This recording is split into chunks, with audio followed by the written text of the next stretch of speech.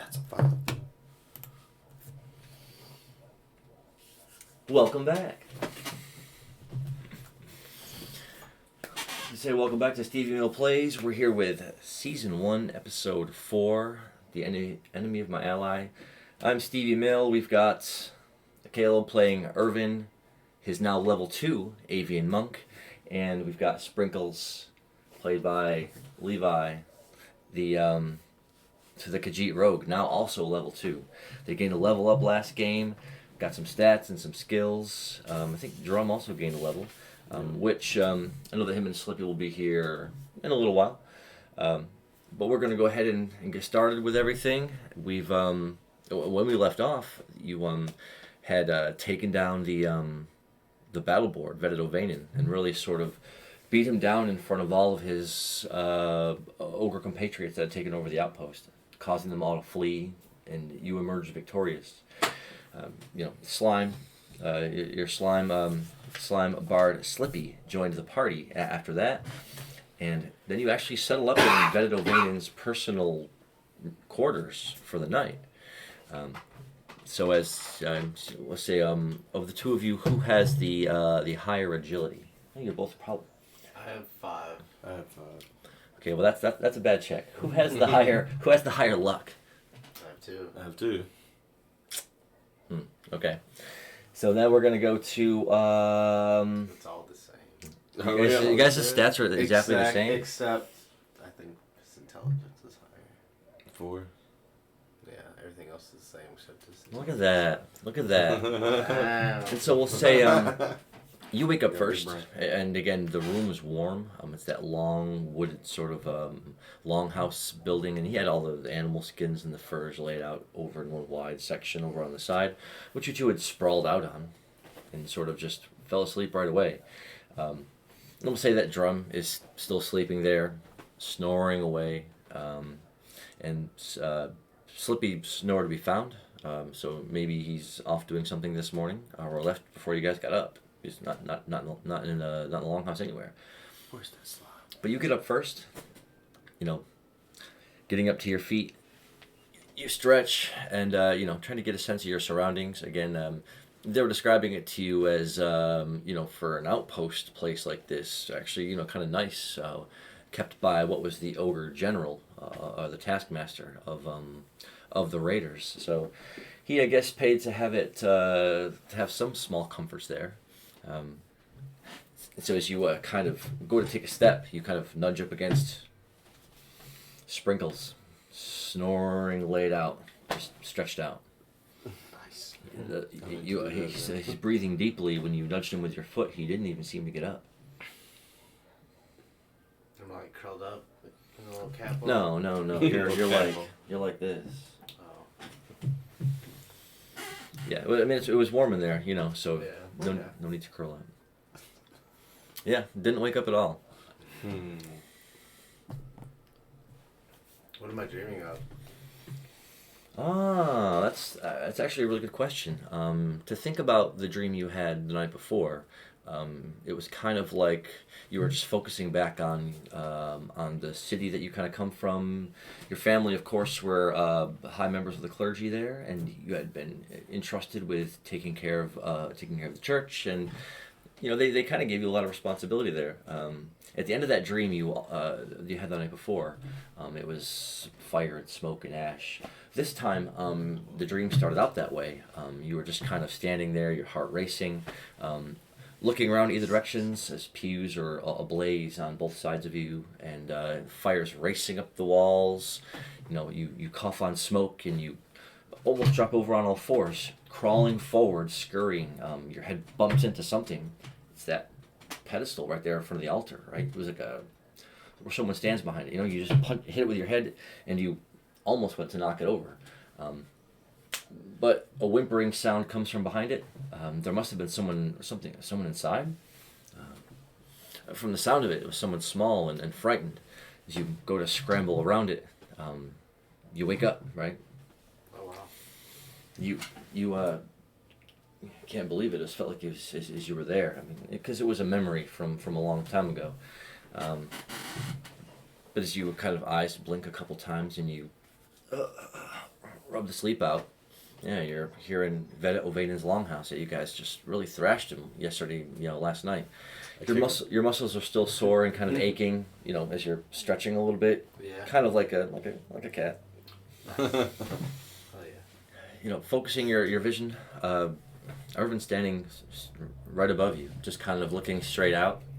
He says, I almost kicked you awake, but then I saw you getting up, so I figured I'll just let it happen. Yeah, man. Appreciate it. You're welcome. Yeah, seemed like he was sleeping, but your senses were so sharp that you would be able to even, as he was dreaming, his muscles were sort of tensing and his paws were sort of flexing. Whatever kind of dream he was having, it must have been pretty intense. How was the nightmare? Let's not talk about it. It wasn't a nightmare. I just had a dream. I was actually dreaming about fishing. You ever done that before? Yeah, I've had dreams about fish. What's a fish? It makes me. It's about the one that got away. It makes me want to go fishing right now. Actually. Let's go fishing. Are we awake a little extra early in the morning? Yeah, it is bright and early. The sun just creeping right up over the horizon as you push the big, heavy wooden longhouse door open and you step outside. And even just in the course of over the night, it looks already pretty different than how did really the day before when you arrived. A lot of the outside of the houses, the decorations and stuff on them are all taken down, and you see the once captives all bustling about, but they all even look different. A lot of them have shirts, coats, or tunics on. Even a couple of them with cloaks. They all look like cleaned up, with hair trimmed and beards trimmed, and all walking around busily. Are they still skinny? Well, I mean, it's hard to tell that because they're wearing clothes. Yeah. But they all look more nourished and healthier as they're all bustling about, singles or twos or threes, hauling things from one part of the area to the other. And where your the holding pens were that you wanted to turn into an aviary. And there's somebody up on top of it, like thatching or something on the roof, and there's somebody inside of it maybe shuffling some things around. But the whole outpost area just seems to be sort of alive with everyone moving around and look like they're repairing things and starting to reinforce the outpost. And it's like getting back to perhaps the way it was before anything bad happened. As soon as you guys take those 2 steps down to the ground, Ilmig, that dwarf, sees you clearly from across the encampment, and he's like, hey! Trotting, over it. It's like, he's not really running, so it takes more than a couple seconds. You're just like running up out of breath. He's like, I was gonna let you guys sleep in. It's awfully early. He sweeps his hand behind him, and he says, as you can see, we're getting everything restituted and rebuilt. We've already sent some people on their way back up to Hamlina Castle to, they're going to let the prince know everything that's going on and request men and supplies and whatever and this and that as they work to, get things going again with the castle. So they've already sent people ahead to take care of that, and they so he also lets you guys know that the aviary building. Looking at that, he's like, "Oh, look how nice it's turning out." The outside, the walls that had once been sort of just rickshot, just sort of laid together. They're all straightened out, and there's no dirt and no refuse kind of around it. It looks all like it's all been cleaned, and they're all just sort of fixing the roof and doing repairs inside. Very nice. So he's like, we're working hard to get this outpost back up to shape. It's like you can tell the king that we're gonna absolutely do our best. He should come see it for himself. All right. I'll let him know that you said that. So with that he almost bowing up and down in gratitude. He's like, oh, what do you need? Are you hungry? We were. Maybe if we don't catch any fish, but if we catch some pretty cool fish, we might want to cook those up and have them have ourselves like a fish fry. Can I just like walk past him while he's saying this and just start fishing? Like looks like you got it all figured out. I'm gonna just go get inside. Yeah, and I mean I can follow this in, so no worries.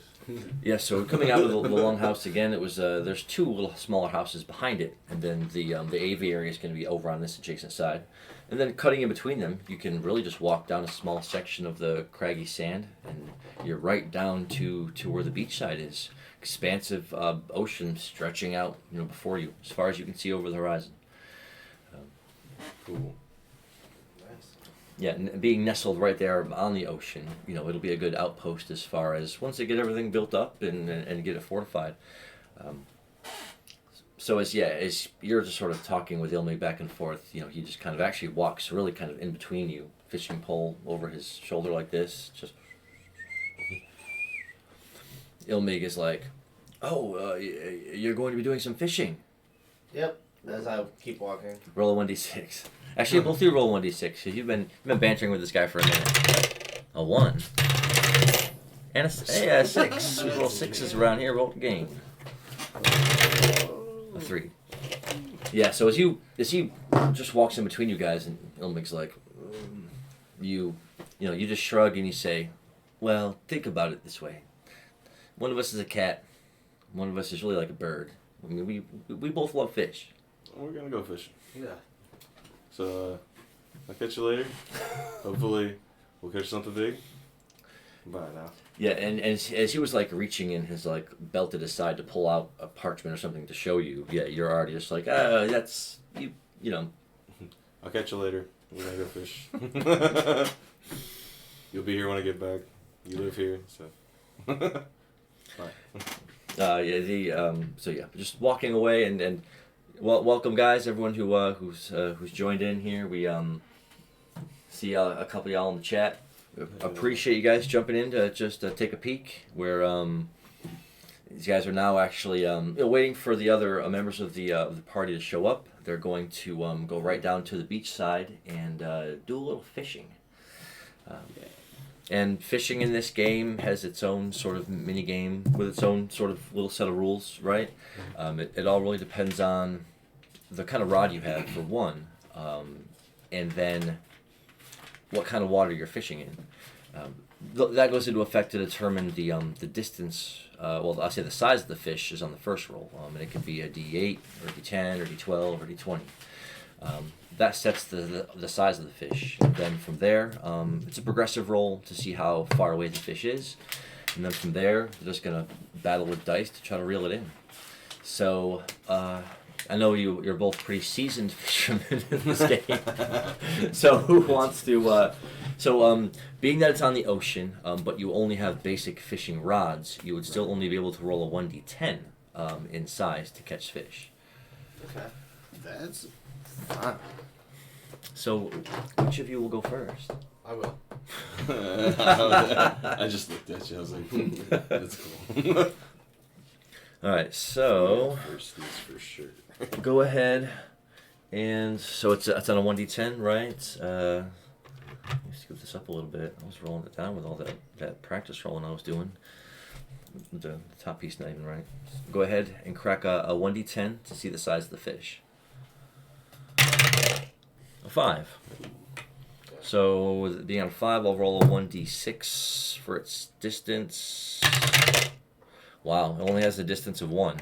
Oh. So as soon as you cast the fishing rod out, lands in the water, and only after 4 or 5 minutes of it kind of drifting off a little bit into the waves, going out with the wind a little bit, you suddenly feel something tug, and it's almost as if you're not yourself for a moment there. You seem to want to reel it in so hard you're almost trying to snag it. Oh wow. So as you do, the rod instantly pitches forward, and you have to shift your weight to try to get it steady. Yeah. But it's darting really close to the shore of the water. So with a 1, you might be able to catch it on the first roll. Let's see. Fish rolls a 1. Look at that. Oh no, I rolled A a 1. tie. Look at that. No. The fish doesn't get caught on turn 1. Oh Wow. boy. All right. And the fish rolls a 6. Oh. Nice. So the fish, because it won, its distance moves away. So now we'll set the fish's distance at... We'll put it here. Set the fish's distance at 2. And now it's getting away. Reroll the 6. Oh, and I rolled a 6. I get to roll it again? Oh. No bonus. I was like, man, Alright, going so- away. So yeah, are you giving this fish some slack intentionally? Oh, Oh no, I that's a rolled a 6 on my 5. It goes back down to 1. Reroll my 6. Oh, that is a 5. All right, so you're running along the side of the beach now, trying to draw it in closer. I got a 4 and a 6. Let's go. Reeled it in. Go ahead and roll I'll reroll the 6. a 2. Nice. So on a 5, yeah, you reel it in and you grab the end of the line and you pull it up out of the water. I mean, it's a sea bream, like a big sea bream. I mean, it's about this big, right? Is this big, like this? And it's known for having a dark orange complexion with like little black spots all over it. So, it's pretty common in these waters. Nice, alright. Look at that, and what an easy way to catch a fish. Nothing to it. Well, it did give you a little bit of trouble there, Yeah. but so after watching him, it took about 10-11 minutes for him to hook it, run along the beach up to 10-20 yards, and finally reel it in. See him walking back towards you out of breath, holding up this big sea bream. Nice. Let's go. Sure, you can smell. Let's do it. You can just smell the raw fish, and you make sure you start salivating. I'm gonna throw my rod in the water right here, right now. A 2. That's what I get for doing it right here, right So now. on a 2, I roll a 1d4 for the distance, and I hit a 3. Okay. So yeah, and again, you cast it out, and something does get a nibble on it. It's only slight, but you're already kind of swept up in it. So you set the line, right? Yeah. And as it reels itself in, it doesn't. It's a big fish, but it's moving around awfully quick. So let's go ahead and catch the fish. That's a 2 and a 2. We tied. A 2 and a 2. A 2? What? We just tied 2s again? That's Are we gonna roll any more 2s? Two times? I hit a 6. Let's go. This fish is gonna pull away to a 4. I get to roll again after all those ties. All right. Wow. I rolled another 6. Dude. This fish is on the run. You hit a deuce on my. Another one. What's going on here? I'm hot tonight. I'm looking at all these 6s I'm rolling. This fish is gonna get away. It's already at a 6. It only has a size Still of have a 2. chance. One point. 1 Nope. on a. Dude. Another 6. I'm just get closer so you can see these. See these dice breaking out. I've been blasting some 6s, you guys. Insane. Blasting some 6s. Oh, the Revenhar. Welcome to the chat, sir. It's good to see you, my friend. 3. They're trying to catch some fish right now, and this fish is getting away on him. I rolled a 3. Whooping me up. A 2. Oh my god. Fish moves out to a 7. 8 is the max distance. So if it gets past 8, the line could break. Oh, you're gonna switch dice? He's switching dice. He retires. Ain't gonna do He nothing. retires Still the gonna roll golden a dice already. Retired. Let's do it. So that's a 2 and a 6. And it's 4 away, so it drops it down to a 6 and then to a 5, and you get to roll it again. All right. This just turn the fish in your favor. Ooh, No. Ooh, I hit a 6. A 5 though, you're close. It goes back up to 6, but we're almost on 10 turns. At 10 turns, the fish will start to take fatigue points every third turn. 2 and a 2. Are we tying 2s again? No. It's Getting ready. Nora. We tied 2s again. Oh we my tied 2s God. again. Second time on the same. Holy tied crap. 2s. Let's go. 4 times. Let's go. A 1. That is. He tied a 1. Let's go. That's 3 ties in a row. Dude, that's this 3 fish ties in a is row. Not having it, dude. This fish is over my 3 stuff. and a 4. Nice. You got that one. Fish size. Fish distance down to 5. A 2 and a 6. 4 away, so it goes down to 4, down to 3. You can roll again. All right. Well, you're reeling in like a beast now. You're just messing around with me this whole We time. got tired. Down to 2, yeah, and I'll even give it a fatigue down to 1 because I forgot to fatigue it turn before last. So it is down to 1, and so you can reel it in right now. And I hit a 6. And I hit a 6. Fish distance back out to 2. You've been watching him try to reel this fish in for several long, tense minutes. A 1. Can I look over it, like, look around? It's down to a 1. It's down to a 1. You want, hold on, yeah, I'll give you a check. And a 5 to catch the fish. It's back up to a 2, and I'll fatigue it back down to 1 because that was 3 turns. So now you have another chance to catch the fish. What are these? And I hit a 3, and you hit a 1. What are these wrong? These dice. A 1 and a 5. Now that is 2 away, or that's 2 points because it's 4 away.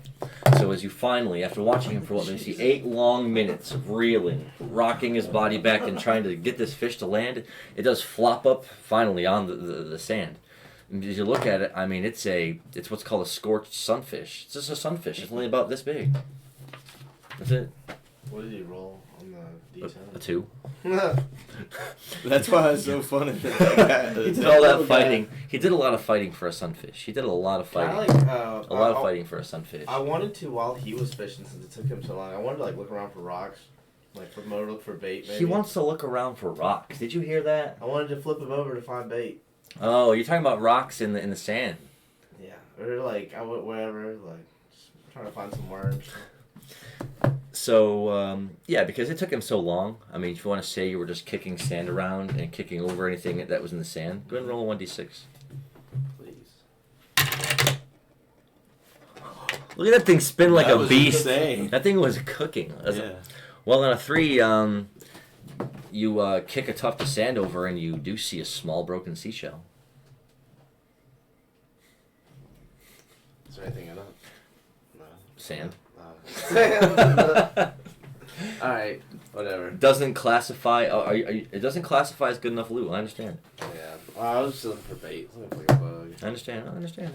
Well, I'll cast it out. So now that he did all that labor to catch that sunfish, now you're well rested after watching that display. So now go ahead and give it an expert cast Let's go. on a 1d10. Hits an 8. Ooh, not bad. Fantastic. Hits an 8. So I'll roll a 1d6 again for the distance.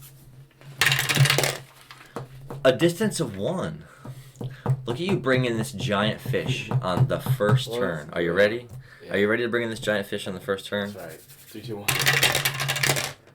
No, I rolled a 1. I move up to 2. Here we go. Oh boy. It ain't gonna be.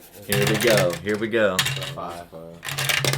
Ooh, Oh, that's no, 4 away. So as it goes down to 1 and down to 0, as you were letting it get out a little bit of line, you expertly swivel yourself around, start reeling it in this direction, and before you know it, this huge, we'll say it's a huge, we'll call it a green belly tuna fish, like big. And this one on an 8, it's big, like this big, and like this. Nice. Big fish. It's a green. Green belly tuna. Okay. Nice. Look at the ease and the speed at which he catches fish. I'm throwing an 8. Nice. So this time, as you throw your line out, and you wait a couple minutes, and a couple minutes more, and a couple minutes more, nothing happens for a little bit this time. So you guys are sitting, talking back and forth. We took care of that Veneto Veining guy. What a chump. Yeah. I'm sure we get back to the castle. Maybe they'll, I'm sure they'll probably You're automatically thinking that they can maybe you can spring for extra reward. You know what I'm talking about? You guys did a pretty good job. Mm-hmm. The Rogan you definitely wants to go and parlay for them to give you some recompense for your hard work. Absolutely. Yeah, he articulates that to you, and you're like, you guys did work pretty hard running around that board, beating that guy up. So, the head's got to be worth at least 25 mil. Oh, I mean, 25 I said at least. We can It's worth negotiate. at least 100. Like. That's what the haggle's for. I ain't gonna give him That extra Never. 1,000 mil or so. no less than 100. I'm trying to get 200 or 300 for him, man. I mean, he's the high He's the ticket. head of Is that Tyler? prominent- He's Is a that high Tyler ticket saying dude. y'all look lonely there tonight? He may stop by. What? No way. Well. Pretty sure that's Tyler. That's Yeah, a do you lot. see? I wonder if you can see the Nintendo box back there. It came from Tyler. What an amazing set piece. The whole it's in like perfect condition. The whole Nintendo NES action set box. Amazing. Super cool looking. Got so much love for that thing. So as far as, oh my goodness, the fish. Did you just spit that 8? Yeah. Oh, nice. Oh my I missed goodness. that. Talking about. All right, the distance starts out at 4. So yeah, another huge fish on the line, and so yeah, he was waiting for a while, and you guys were talking, and before you knew it, the line tugged, and you were like, oh, finally got one. It's been about maybe 20 or 30 minutes of you guys waiting before you got a bite. Enough to, again, where it's not so much the early morning, sun's making its ascent into the sky. It was a little chill in the morning. You see a lot of dew on the grass as you went down to the beach. But now as the sun is coming up a little bit, it's starting to get that little bit of warmth on your skin as you're kind of standing there now, casting out the line. But you definitely got a bite, and with an 8, it seems like it's a big, heavy fish that's trying to draw you out into the water. Let's go, fishy. Ooh, I'll move to 5. Let's not go fishing. Let's come right here, fishy. 3. On a 3, we tied. Not this again. Yes. Give away This again. Look at my 5. Oh, we tied 5s? What's up with all these? This What's up with all is these crazy. ties? Different dice. What's up with all these I ties? think you did really well with the purple one. Yeah.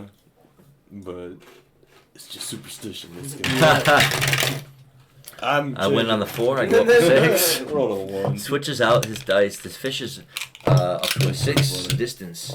Seems to be leading your line out. As you're now up to your ankles in the water, as it's been slowly drawing you out. Oh, man. Ooh, I hit a 1 that time. Tied a 1. Maybe it's a mental block. Maybe I just like controlling it. I hit a 1. I had a 1. Hit a 1. We both hit 2 1s in a row. Now, if you hit a third 1, the fish gets away. The line breaks. I am aware of this. This is so sad. 4 on my 4. 3 ties in a row again. Look, our tying is. Oh, 1 on a 6. I crack a 6 on a 1. It moves up to 7. Jesus. Well, this might actually extend your line out. Oh, goes back down to 6. Okay.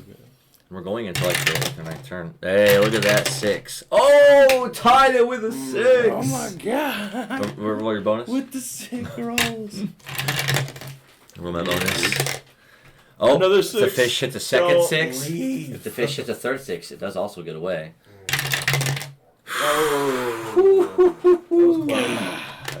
Oh, that was really close. Nice. Hits the 6. Comes back down to a 5. And we'll see we're on turn 9. So after this turn, back up to. Oh yeah, that's right. So 6. Now it's down to 5. I'll fatigue. See, 7 to 6, and then you won that one 6 to 5. So actually, I fatigue down to 4. And it's another one of those. Oh, he hits the 6 on my 5. Nice. Brings it down to 3. That was tech. You get another bonus. That dice is getting hot now. It's warming up. Oh, No. back up to 4, and we're going into the 10th turn now. So, or I'm sorry, the 12th turn. Sorry, one more. 3. Hits the 6. Back down to a 3. I'll fatigue it now down to a 2. 4. 5. Hey. Down to a 1, and this is to catch this fish. Another one that's giving you a fight. Ooh, I win. It goes up to 2. Mahalo bones. It goes up to 3, and then fatigues again, down to 2. It's every third turn.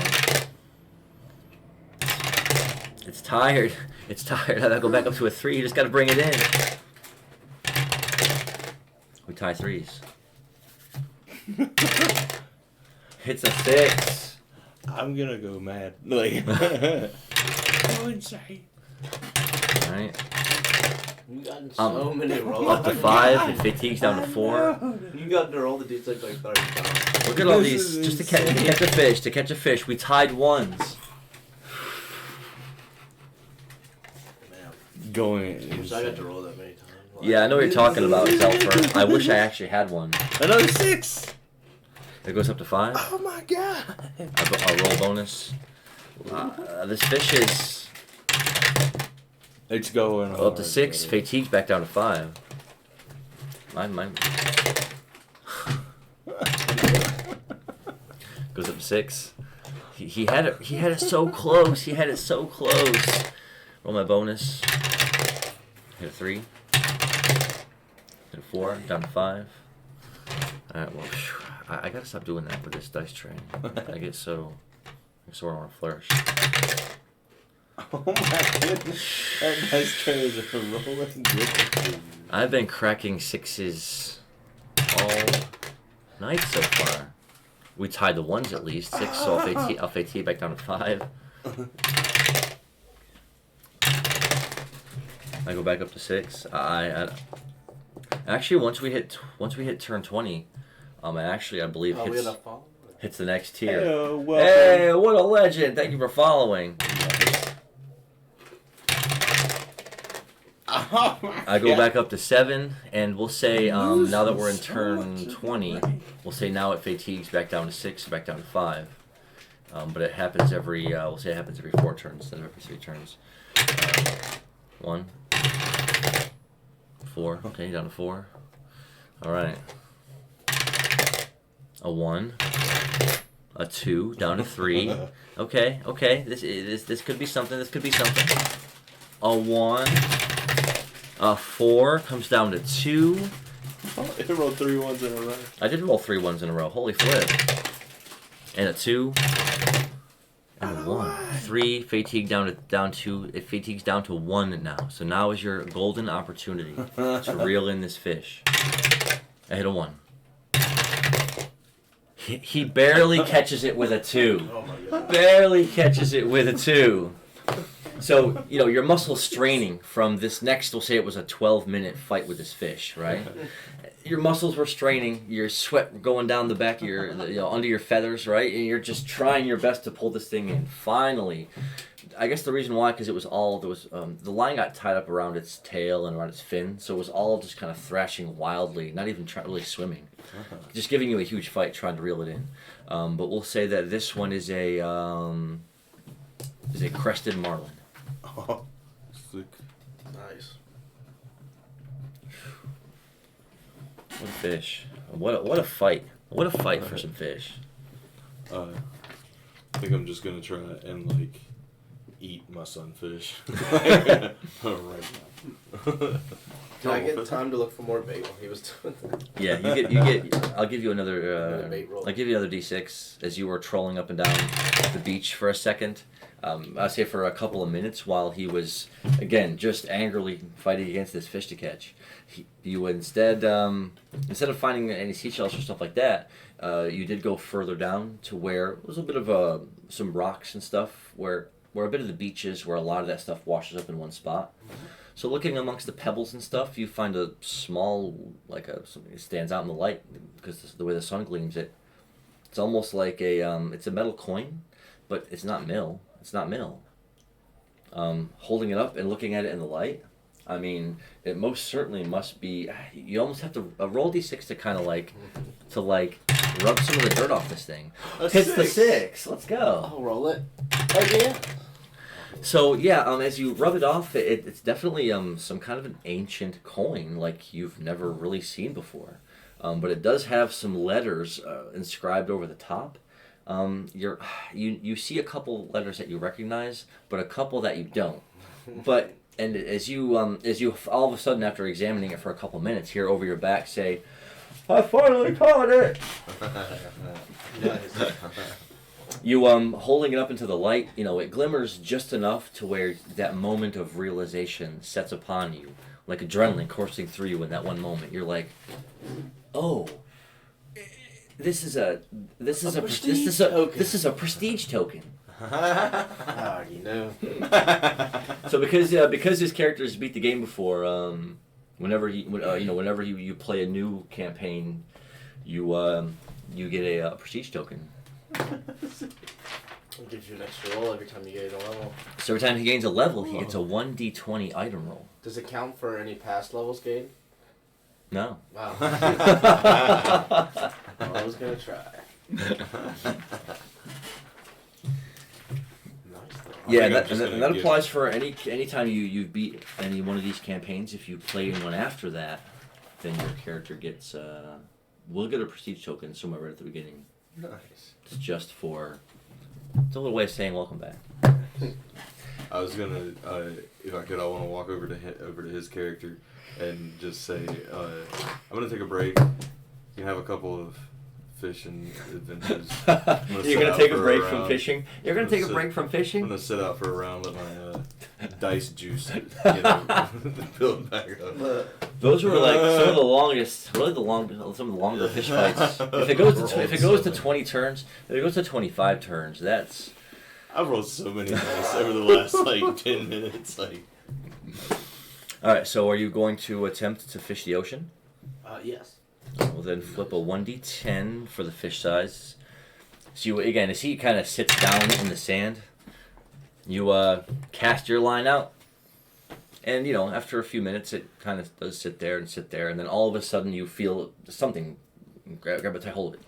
So I want a 1d, on a 3, I'll only roll a 1d4 for my distance. A distance of 1. Whoa. All of my distances have been 1. What? All of them. Nice. Someone's getting lucky. All right. Look at that. It moves up to 2 because I flipped a 6. Wow. This D6 is absolute fire tonight. It's poggers. It is playing. No bonus.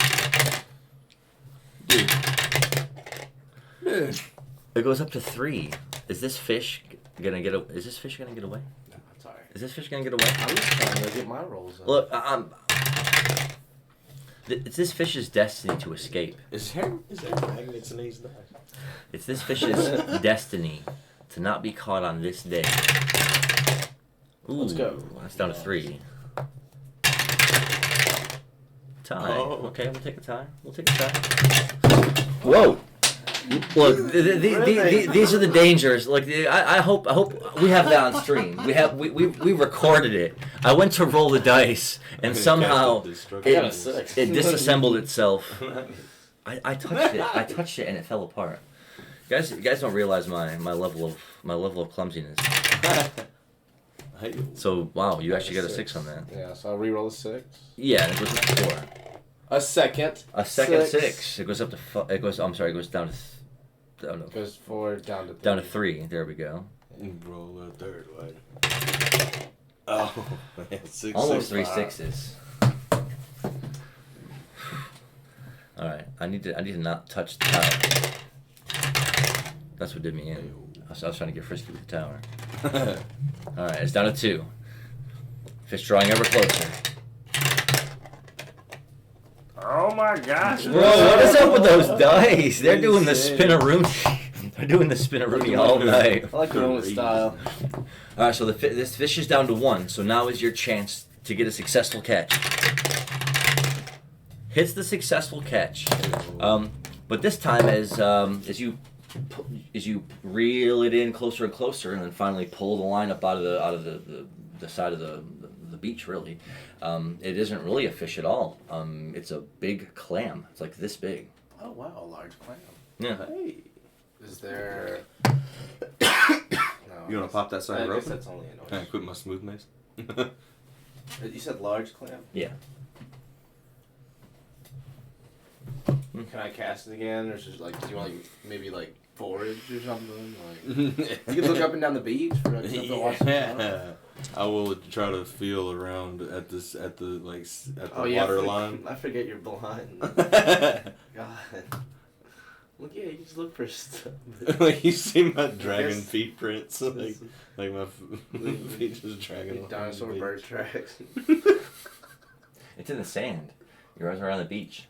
queue up this. Well, maybe you can do like some type of maybe like do some type of earth bending or, hit the ground and like feel the vibrations through the sand. Like see if there's anything nearby. That would be cool. What do people say to the chat? Oh, he said that clam. He said he gives the. I think he wanted to give the clam or not the clam, but he's giving your beard a rake point. Hey, Nice. appreciate. It's amazing, right? I'm telling you, I would try for years and never get it. He said thought you was battling a sea dragon. That's what it felt like. Bro, dude, it really did, didn't it? Like I couldn't stop it. It just kept leaving. Sprinkles the cat seems to have no problem reeling fish and other things out of the water with expert ease. And yeah, maybe it just isn't in Irving's blood. Maybe he just doesn't have the spirit of the fisherman. I know I certainly don't. I wish I could sit out there and fish all day, but if I don't catch a fish, man, I love fishing. I want to fish some more. Next round, though. You got this. You want to go ahead and do another one? Yeah. Did you want to try looking up down the beach? Oh yeah. Can I roll to see if I found anything? a forage action or something? Sprinkles. We got first time. It's cuddly. Sprinkles is cuddly. Just a sneaky cuddly Khajiit rogue that will want you to nuzzle in close so it can pick your pocket. That's right. And then once you turn around and realize your pocket's been picked, he'll then pick your pocket. Because most people have at least 2 pockets. So you want to go ahead and cast one? You want to cast one more in the water? So Good. Can he get You wanted to go ahead and Can I see if as there's you were anything sitting out there there? on the sand Yeah, watching him reel in his next catch only after a couple minutes, you're just like standing up and sort of walking away from the sound of him reeling it in.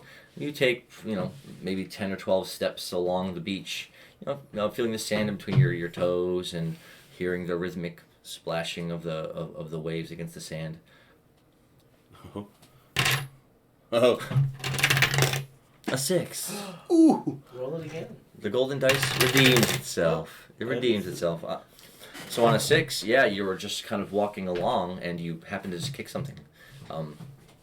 Taking you a moment as you kind of stoop forward to feel around in the sand around you. You feel around something cloth, and as you pick it up, it's got some sand on it, right? As you're trying to kind of shake it, it has the dimensions and feel of a hat. A hat. I will take that. As you have to move your hands across the outside of it to get a sense that it's one of those hats you put on your head like this, and it has like the shorter buccaneer brim and like a triangle going around like this. Some Buccaneers hat. Nice. It's valuable sometimes.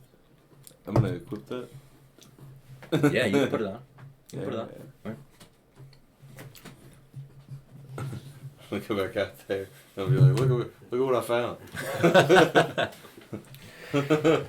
Yeah, and as you untangle the line from that clam that you caught and you put it in your inventory, so you turns around and for a second you're almost like, what's that on his? Oh, found a hat. Nice. Yeah. Even the blind squirrel finds it down there. Again, you can even like as you walk up to where he was standing at, you just kind of address him like this, and you're just like.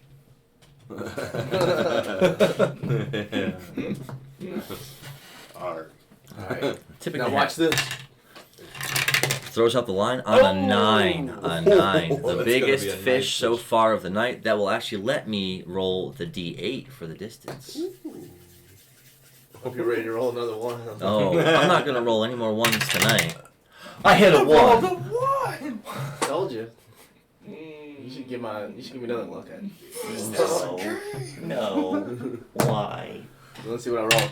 Oh, you can get that one. No, I rolled the one. Well, do you No. think you'll roll another one? Probably not.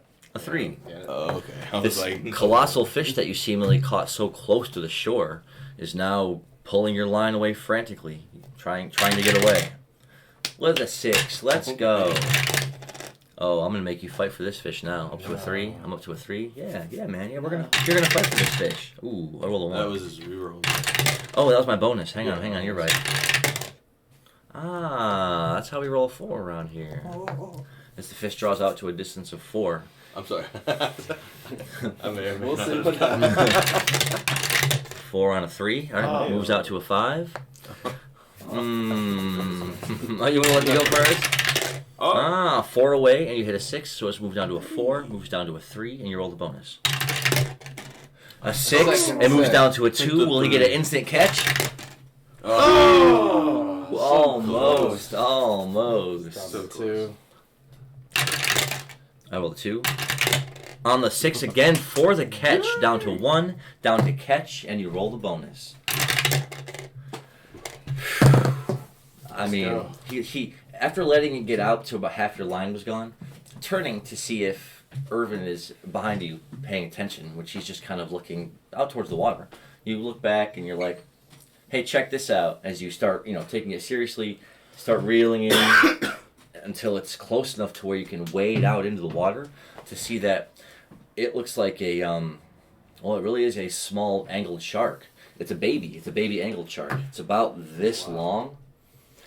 So, Nice. as you go up into the water's up to about your shins, as you're trying to reel it in, and as you pull it up out of the water, I mean, yeah, it's about this long, and it's just thrashing and dangling furiously at the end of the hook. Nice.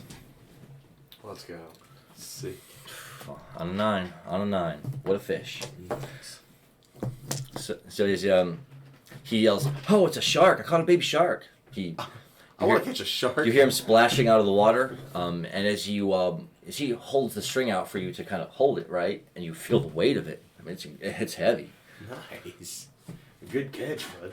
Let's go. Absolutely. I think I'm gonna go for a throw, if you will.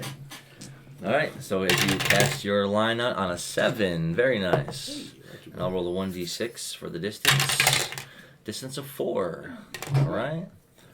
So let's go ahead and throw down as you start reeling this fish in now. And again, and you didn't even have to wait that long. It seems like as the sun is rising over the course of the morning, it seems like the fish are biting faster and faster. Nice. And you would assume that, well, the former captives now, the residents of the outpost, they have been captured for a while, so maybe they hadn't had a chance to fish. These waters are teeming with all sorts of different kinds of fish, and they seem to be biting pretty constantly. Is it that like the ogres that were here? Did they like not fish these waters? It's strange, but again, not only are fish biting, but it seems you guys are just reeling in big fish after big fish after big fish. Big silly ogre. They don't know how to fish. Hits a 5 on my 1. That brings it from 4 down to 3 down to 2, and now we get to. Oh, I hit a 1, and he hits a 4, so it's down to 1 with a chance for an easy catch. I hit a 1. Oh my gosh, 3 ones in a row. And there it is. What a catch. What a catch. Yeah, this time as you watch, almost mouth half agape, he's just pulling, You're learning. reeling the line in until this, what we'll call it a,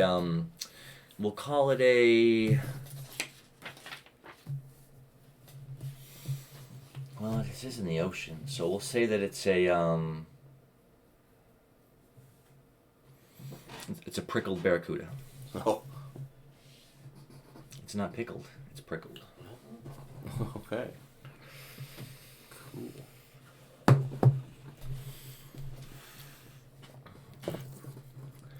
The fish just keep on getting. You guys just keep bringing in the fishies. So, and yeah, it's only been for all the fish you've caught. It's been about an hour and a half time that's passed. Okay. So Let's keep going. Yeah, let's do it. All right. Maybe we can go pick some pockets later or something. Oh, that's right. a 9. Dude! What a Let's go. another monster fish on the line. Fish for them. Oh, I get to roll a d8 for the distance. Alright, I think you're gonna get like 5, 4, or 3. Is there any other guesses you want to make? I'll make 4 or 5 more guesses. No. Oh, well, it tried to escape. It Rapunzeled me. 6 for the distance. Oh, man. Distance of 6, power of 9. That's pretty nice. Opens with a 2. I hit a 3 to move up to 7. 3 on my 5. I moved to 8. No. I hit a 6. It moves up to 9. Reroll your 6. Whatever. Roll my bonus. Oh, I hit a 1. And you hit a 5. That is 4 away, so that's down to 8, down to 7. A 1 and a 3, down to 6. Ooh, look, mine was true. Oh, no. Up to 7. I'll roll the bonus. I'll roll another 6. Will this fish get away on the fly? Okay. No! Dang it. Alright. Let's keep it on. A 4. And a 5. Nice. The fish is down to 6 distance. I hit a 6. And you hit a 6 to tie. What a tie. Roll your bonus. Okay. A 3. And a 1. I'm back up to 7. A 2. And a 2. We tied. Hey. It's y'all's time A 4 and a 5. Down to 6. We're coming on the 10th turn, if I want to say. If I'm not mistaken. Yeah, something like that. A 4 down to 1. You knocked my 2 into a 1. I'll have you. You battled my 2 into a 1. So a 6 down to 5. And we'll say this is the 10th turn. The 10th turn that I've tracked it. Down to 4, and it'll take a fatigue point down to 3. 5. On a 6. Yes. Nice. Down to 2, and you get to roll a bonus. Hot dice. Let's go, hot dice. I'm back up to 3. I'll roll a bonus. No bonus. 6 again. I'm up to 4. I'll roll. Dang, my dice are hot too. I'm just saying. 4. I hit a 6. Ties the 6. Man. Bonus. I hit a second 6. Oh, dude, no. Do I still get kind of tie your belly? No. Oh, okay. Alright, this is my bonus. Right, your bonus. A second 6. Oh, my God. Willie What hit is the triple going on? 6s. Willie hit the triple 6s. Oh. I Damn. thought that was it. That was just all on ties. And now I take another Insane. fatigue point at the end of turn 13. I'm down to 3. I'm down to 2. I'm down to 1, and you roll a bonus. I gotta say. And to catch, I roll a 4. No, knocked you into it. Bro, you hit me into a 6. Whoa. I move up to 2. I roll a bonus. Alright, roll. So a 4 and a 3, down to 1. And this is for the catch. Yeah, make sure you keep me in line. I appreciate that. Yeah, for sure. I'm down to 1. This is for the catch. We tie. Oh, man. No. It moves up to man. 2, but then fatigue's down to 1. It's like turn 16 or 19. And that's the catch. Ooh. That's the catch. Man. Alright, nice. For you, that was probably the longest struggle you've had with a fish so far this morning, I'm right? tired. So it took you, 6 or 7 minutes to finally. The reason why is because, a lot of the end of the line was all a bit of tangled up in a bit of seaweed. But the fish that you caught, we'll say it's this massive, we'll call it a jet horseshoe crab. Yeah, I mean, it's this big around, and the top part of its shell is a deep, deep jet black. Nice. I'll catch you some. Amazing. What a catch. How many fish have each of you caught? Like 5. I think I have 3. Did I also get the seaweed? I got 3. Did I also get the seaweed? Yeah, you can take the seaweed if you want. I will. Absolutely. It's my seaweed. Please enjoy that tuft of seaweed. Yeah. Can I throw my line in again? Absolument. Go ahead. Oh. A 7. That's 2 7s in a row. As far as As you're getting the big fish. A 4 distance. Oh. All right, so let us begin. The fish starts out with a 2, which you tie with a 2. Dude. It begins a 2, which you hit a 5. Nice, and hit your mark down to 3. What is a 2 with a backwards 5? What's 2? 6 down to 2, and roll it again. Okay. 1. A 4. Down to 1, and this is for the catch. A 1. Ties the ones. Oh no. Ties the ones. No. Oh, I forgot to. Hey, gets the catch. A 6 on a 2. Nice.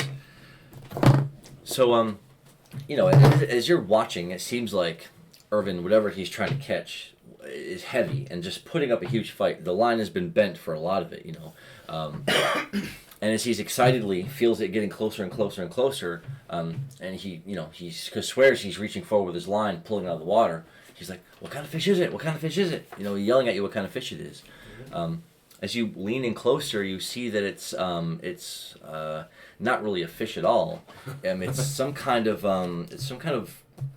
little cage under the water, right? That he must have drawn up from the bottom of something. But there's really nothing in it but like thick sand and like little rocks and pebbles and like a shell. But it's really just like a it's about a foot by a foot. It's about a foot square wire cage. I guess it's used for maybe some fishermen that were going by dropped them and maybe forgot that they were there It's like a bait or lost it.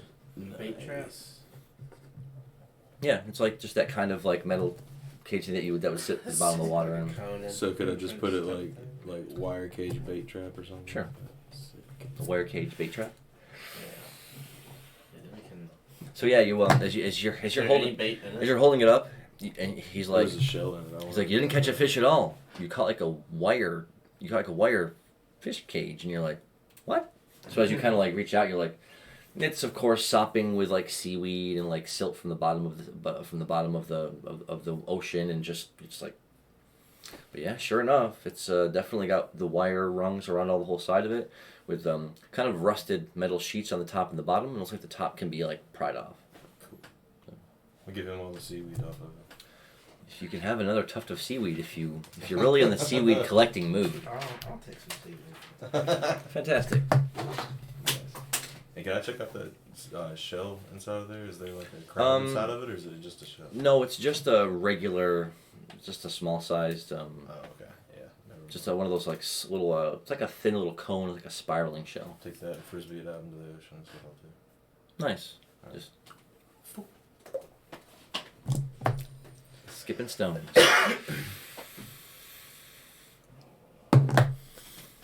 So wow. So yeah, it's been about 2 hours, I guess, since you guys come out here, and you've been doing a incredible amount of ocean fishing, catching all sorts of different varieties of things. Nice. So you could. I'm sorry, I didn't mean to interrupt. Oh, you're fine. I was just going to ask about the aviary. Like, how would I go about putting birds in that? So Or it's not until it's really ready, Yeah. you won't be able to really hold any birds in it. Makes But sense. from there, you'll have to either kind of catch birds or find them somewhere where you can. I mean, you'd have to kind of find them out in the wild. Cool. Um, Can I roll for seagull? No, I'm kidding. you all are on the beach. Well, let's do a little DM casting the hands of fate. What was that? I rolled a 1d20 and hit a 1. That's Oh, why. no. That's why we don't roll I d20s get around here. attacked We're not by gonna roll it birds. again. Birds tear me up. You get pooped on. So and it's only taken you a couple of hours just to reel in quite a good stack of fish. So from here, you could of course keep fishing. You could make your way back up to the settlement or to the outpost and converse with anyone there. Ilmig will probably chew your ear off, anyways about everything and anything. Can you teach me stealth real quick? I don't know. I don't know if we have the time.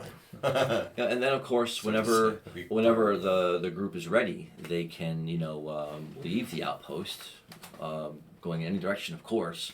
Heading north will take you along that very, very, very, very thin-looking path all the way back up. And it was about 3/4 of a day's travel, wasn't it, to get back walking, to get back to Hamlina Castle. You could do that as well. How long did you say? 2 or 3 hours? No, it was like 3/4 of a day, wasn't it? It was. Oh, It was you guys. You guys yeah, walked sorry all to day. say, You guys walked all day to get to the outpost. I want to say at least all day. If we go back to the castle, We could. yeah, that's true. Yeah, I've caught enough fish. We can go ahead and head on to the castle, see what happens. Yeah, might be able to sell these fish. You know, depending on if we think they're going to be more delicious or not. Well, and having not eaten yet, of course, having caught all these fish, it's making both of you hungry. And so you could. They'll definitely give you what meager food they have in the outpost before you leave. But Let's having go back fish. and feed these starving people with the fish we've caught. That's a good idea. Ah. What? I can't see anything, but I look over at him. Like, what?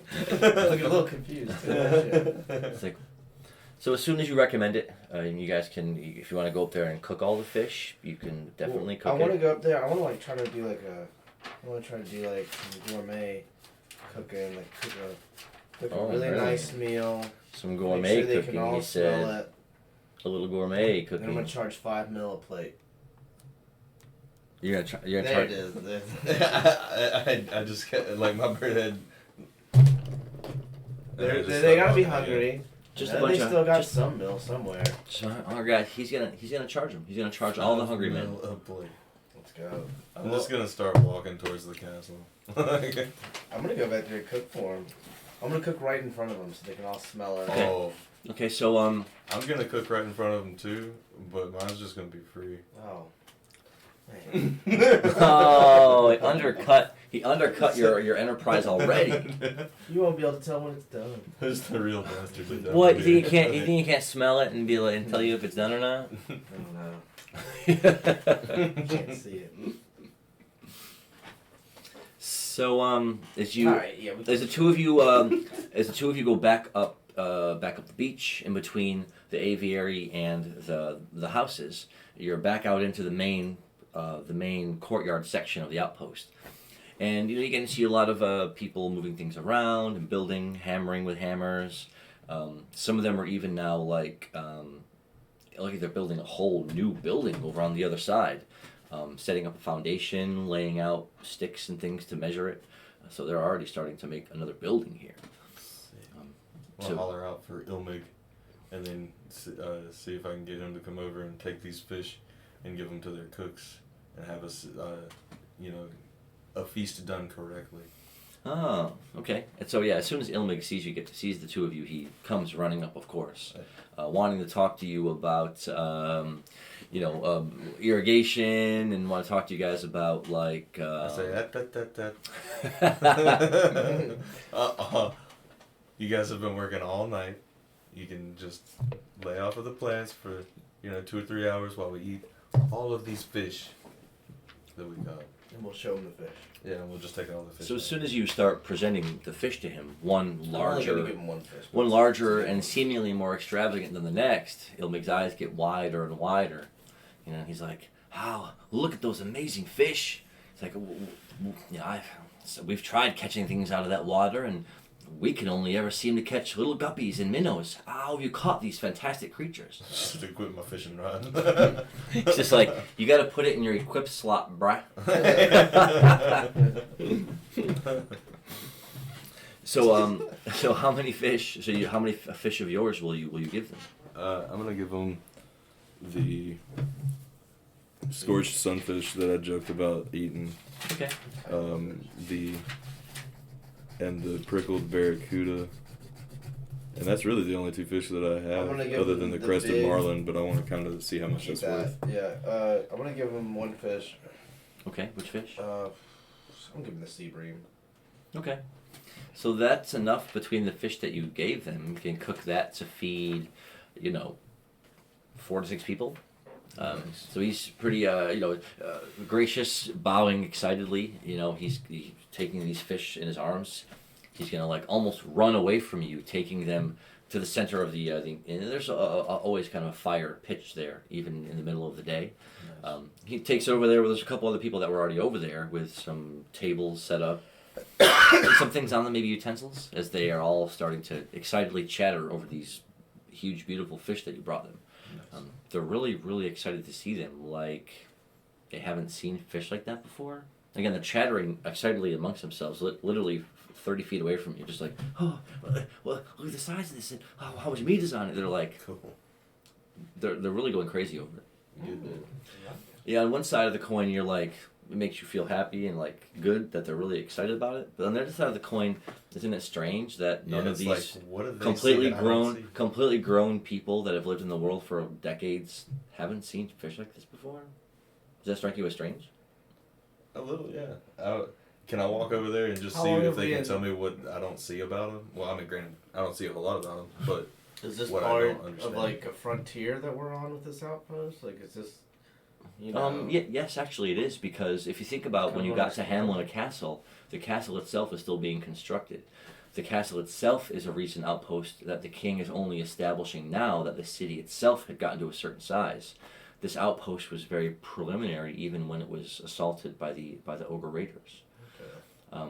But that doesn't mean that the people there are like simpletons or newbies. They come from different towns and different places where there's certainly lakes, rivers, the ocean literally sprawling before them. So it does strike you as quizzical in your mind that they're so excited about a sea bream. Like you've seen sea bream before, like you've seen them, like it's not that big of a deal. Yeah.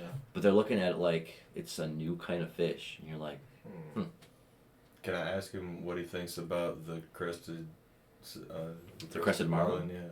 oh, as you stride up to them and you hold it out, they all three of them turn and they literally just start like hit each other in the chest like, oh, and just like they all let out this like long drawn out noise, like you pulled out a box of treasure or something. What can you tell me about it? Well, none of them have ever seen a fish like that before. Oh, sick. All right. Bye. Nice. I guess we can leave. Like, Yeah, I guess so. Giving them the fish, do you guys then just sort of Loose. are you bidding them a farewell, or are you just turning and leaving? I mean, I'll say bye, but like bye and then leave. Like, Just, I'm leaving. exactly.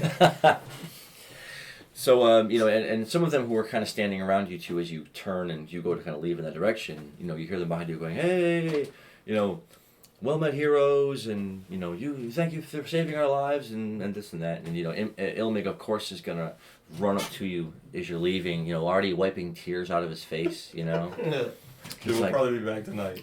Or like, well, we can't be back tonight. We'll probably be back eventually. As he, I mean, that's my birthday. as he shakes your hand with both hands pumping furiously, right? And he shakes your hand too, like, he's just like, I can't believe you're leaving already. We've become so close. But,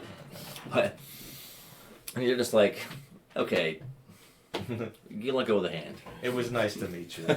Goodbye now. We'll be back eventually. So as the dwarf, and he must be, it's, with the age of some creatures who have long lifespans, it's kind of hard to tell sometimes as far as an approximation of their age. But this must be an older, an average age dwarf between 60 and 80 years old. So he's just like excitedly like, bye guys, bye guys, just walking, looking over your shoulder. You're just looking back at him like, okay.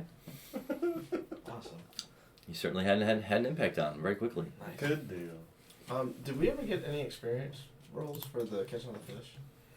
Oh, you guys did catch quite a bit of fish. I know I remember asking you how many fish you guys each had caught in total. I caught 5. And I caught 3, but I got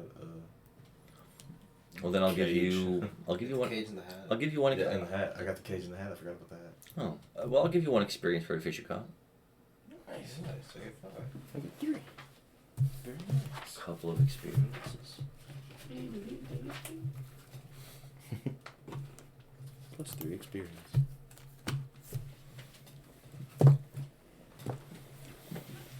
So again, it's going to be another slow, long, sort of sightless march. No pun intended. Not only in that you really can't see, but there also is not much to see. So you're just walking up along this trodden path.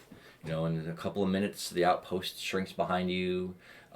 The ocean, which was set below it, you know, off the ridge a little bit, is totally gone from view.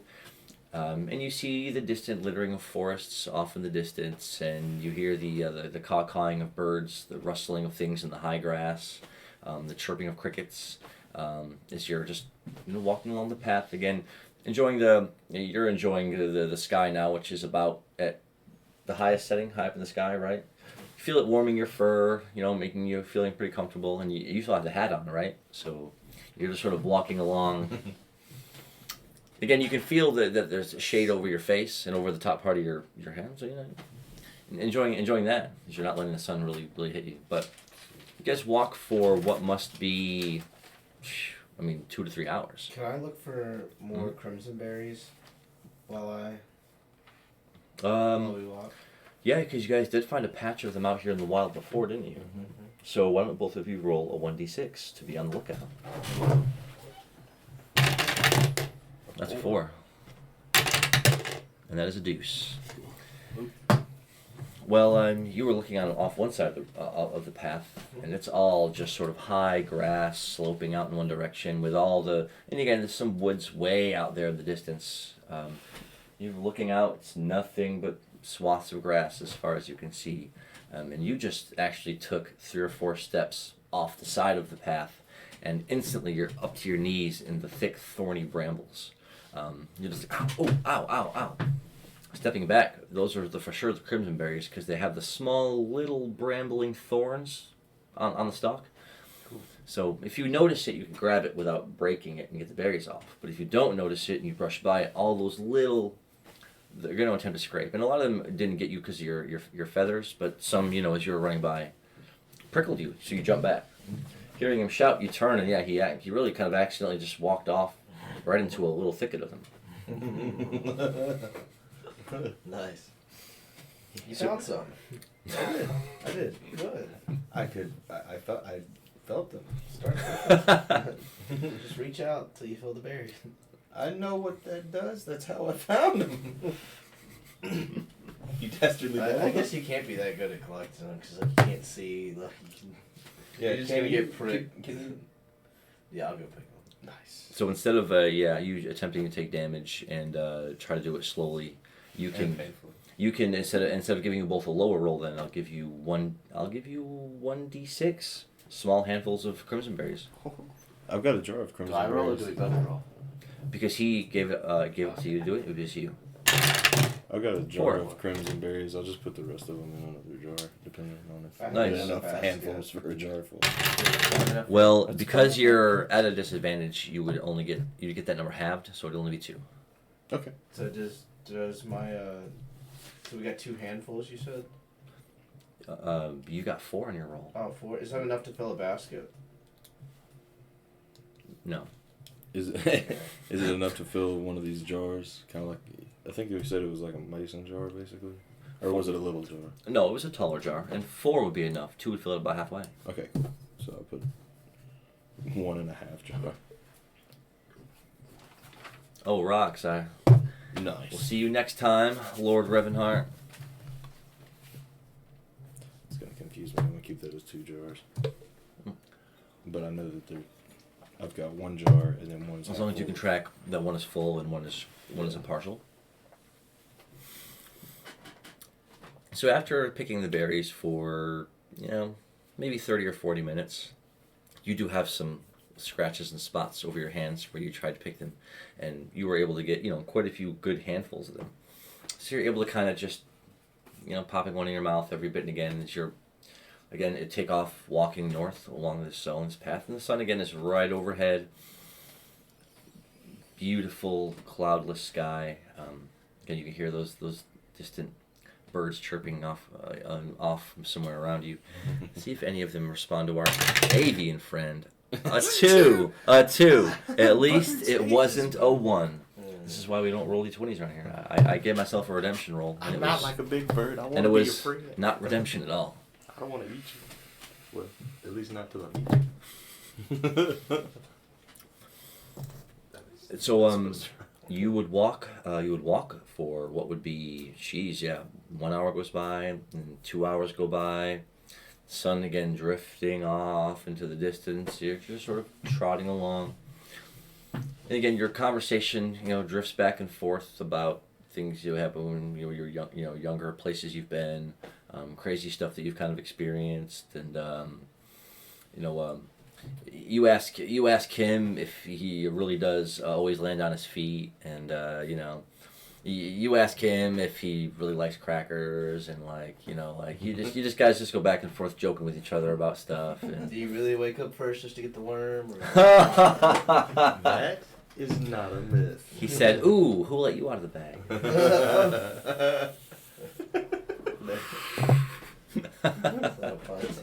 I know, bro. You guys can go back and forth for like an hour just as you're walking along the path, just kind of chumming along, right? And we'll say that as the path kind of starts its slow bit of a winding westward turn towards the direction the castle would be in. And the forest off here on your right, you're getting a little closer to where it's only maybe a couple hundred yards away. We'll set the two of you walking down the path. We'll say the path itself, I'll just use a couple of markers for the path itself. Well, it's very barren. It's very, you can almost just see small faint patches in the dirt. Where it's mostly grass. It's mostly grass just because of how infrequently it's used. Two of you are just, kind of walking along. Let me see if I can get...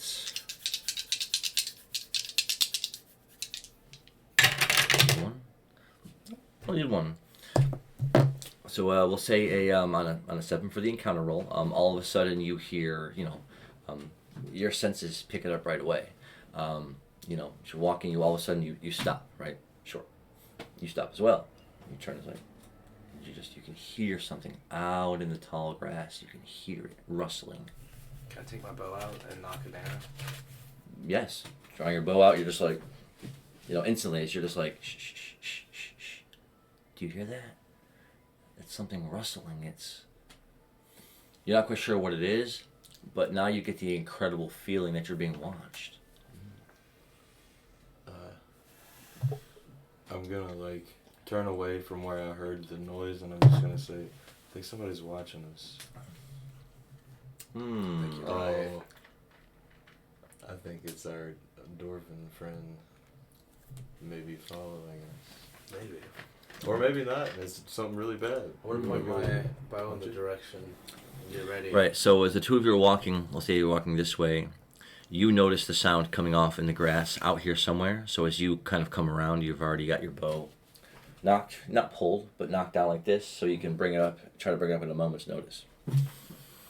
You're looking out over the tall grass, you strain your eyes, and again, your feline vision is very good. It allows you to see in almost total darkness. It enhances a lot of natural light, so you can, as you're straining your eyes, you don't see anything. You're questioning him for a second. You're like, I don't see anything, and you're like, perk your ears up. I don't hear anything either. Again, I'm gonna trust his senses. He puts his hand up. He's demonstrated. His hand up, and he's just like, as you take one creeping step further up the trail, you stop, and you take another creeping step further up the trail, right? Can I just take off in a sprint at the sound I heard? Yeah, you definitely can. know. It's going to lead you off the path. So if you're turning that way, if you run in that direction, you're going to be running in tall grass. Is it? And you can roll 1d6 to take off if you want to. Based off of my past experiences, that might just be like an entire wall of these crimson berries. So, because I can't really, tell too well. So I'm just gonna keep doing what I'm doing. All right, so you're straining every sense to try to hear intently in the tall grass. You then hear what only sounds like a low. It's the lowest bit of a rumble of something, like a growl. You still don't hear anything. I start to growl, do a little growl back. Well, no, you said don't hear it. I don't hear it yet. You don't hear anything. Okay. So as you as you're putting your hands up like this, pointing literally out towards the direction you hear from, you're looking at his finger, staring straight at it, like. What is? I'm gonna ruffle my feathers. Now, do you have anything that you can like toss out there? Pick up a rock off A pebble. Yeah, roll 1d6 to pick up a pebble off the ground, off the path. Yeah, on a 5, you just bend down cautiously, trying not to make a sound. Feeling around for a moment, you just the smallest bit of a pebble, this big, right? Picking it up, you just cast it back and you just hurl it in that direction. And you watch it, and as soon as it hits a spot in the grass, all of a sudden, the grass itself, eyes literally just appear in the grass, right? As springing out towards him in one massive vaulting leap is what looks like some kind of a panther. It's huge. It's easily about 6 feet long with a big rounded body. The thing about this, though, as it's springing out, its fur almost seems to be green and darker shades of green going in lines up and down, as if it was perfectly blended in with the grass. I would never fly. Oh, I thought you would. We'll say this is Plains Panther. We'll say it's Grass Panther. Cool. Leaping out towards you, you knock an arrow, and again, it's so blended against the grass, you're almost seeing only parts of it as it's lunging itself out of the tall grass, straight at him. So, you knock the arrow, don't work draw back, fire the arrow. 3. So as you let it go, it goes right past the spot where it was going. You mistake its moving body for, again, because it was right against the backdrop of the long, tall grass. You hear the rushing of something big coming towards you. You can smell fur. And Ready. So you ready yourself the best you can. Roll a 1d6. Sweet. 6. Roll it again. Oh, wow. Beautiful. Which I like this dice. Oh. 4. So as it leapt up at you, you put your both hands up reflexively, right? You feel these big, massive paws hit the ends of your wrists. You instinctively, your body twisting around, using its own momentum to pitch it away from you, while you, fluttering your wings, dash backwards a step. Did he kind of pitch it towards me? It slams into the ground in front of you. It lands on all 4s, hands and feet, right? You only knocked it away of its pounce. It finishes its pounce right in front of you, but the moment its paws and feet touch the darker dirt color of the path, that color starts blending right up its legs and paws until its whole entire body is now that same dirt color of the path, with little flecks of green and dots of little rocks mixed in with it. Cool. It touched the color of the path and blended in with its color instantly. Oh, man. We've got an Octocat. Octogato. So letting out a snarl literally 5 feet from you, and again it's about waist high as big as it is. Nice. So it's gonna snarl at you again and do a swiping pounce directly at you with a 6. Roll my bonus. That's only a 4. There's my 6. Can I use a skill? Can I use dual stabs? You can try, yeah. Dual I stabs. feel like if it's coming at me this 6, I don't think I'm gonna be able to like really get out the way, so I might as well just go for it and try to see if I can get it, because it's about to get me. Ooh, my brother thought that it was going to be a hidden character in the grass, which is a running joke we had for the longest time. He said you could find characters so easily in this game, you could find a hidden character in a blade of grass. That'd be crazy. Like a wizard just steps out of it and becomes big. Alright, so Hey, welcome to the chat, and welcome to StevieMillPlays. Welcome. We are welcome, rolling some welcome. D&D. We're waiting on some people to get Welcome here, though they're not here as of yet. I'm gonna roll a d6. Oh yeah, roll it on my 6. Go ahead. Look, he knocked my 6 into a 2, but only rolled a 1. But I get to roll 2d6s for dual stab. Let's go. Go ahead and flip it. Let's go. And flip this other one into a 3. Okay. Roll a bonus for your 6. So as it leapt up at you, again, its whole body now, that dark tan dirt with the spots in it, its huge feline body lunging towards you. You actually run towards it, both daggers out in the stabbing position, as if to dual stab it while it's attacking you. That's right. Because you didn't commit to a block or a dodge, you're going to hit it at the same time that it hits you. One dagger slams into its upper, at the top of its arm where its shoulder is, slams into it. The other one grazes wide, but in its swipe, it grazes you with its claws, and as it pushes you back with its force, even when you stabbed it, it pushed you back hard enough to where you're taking some slashing and some damage. You take 4 damage. You take 4 damage as it slams into you full on, knocking you back. Now as you look up, it's almost directly over the top of you. Its whole body heaving as it's breathing heavily. Drool is foaming off of its mouth, splattering on the side of your face. Again, and it's that same color as the dirt path of the road.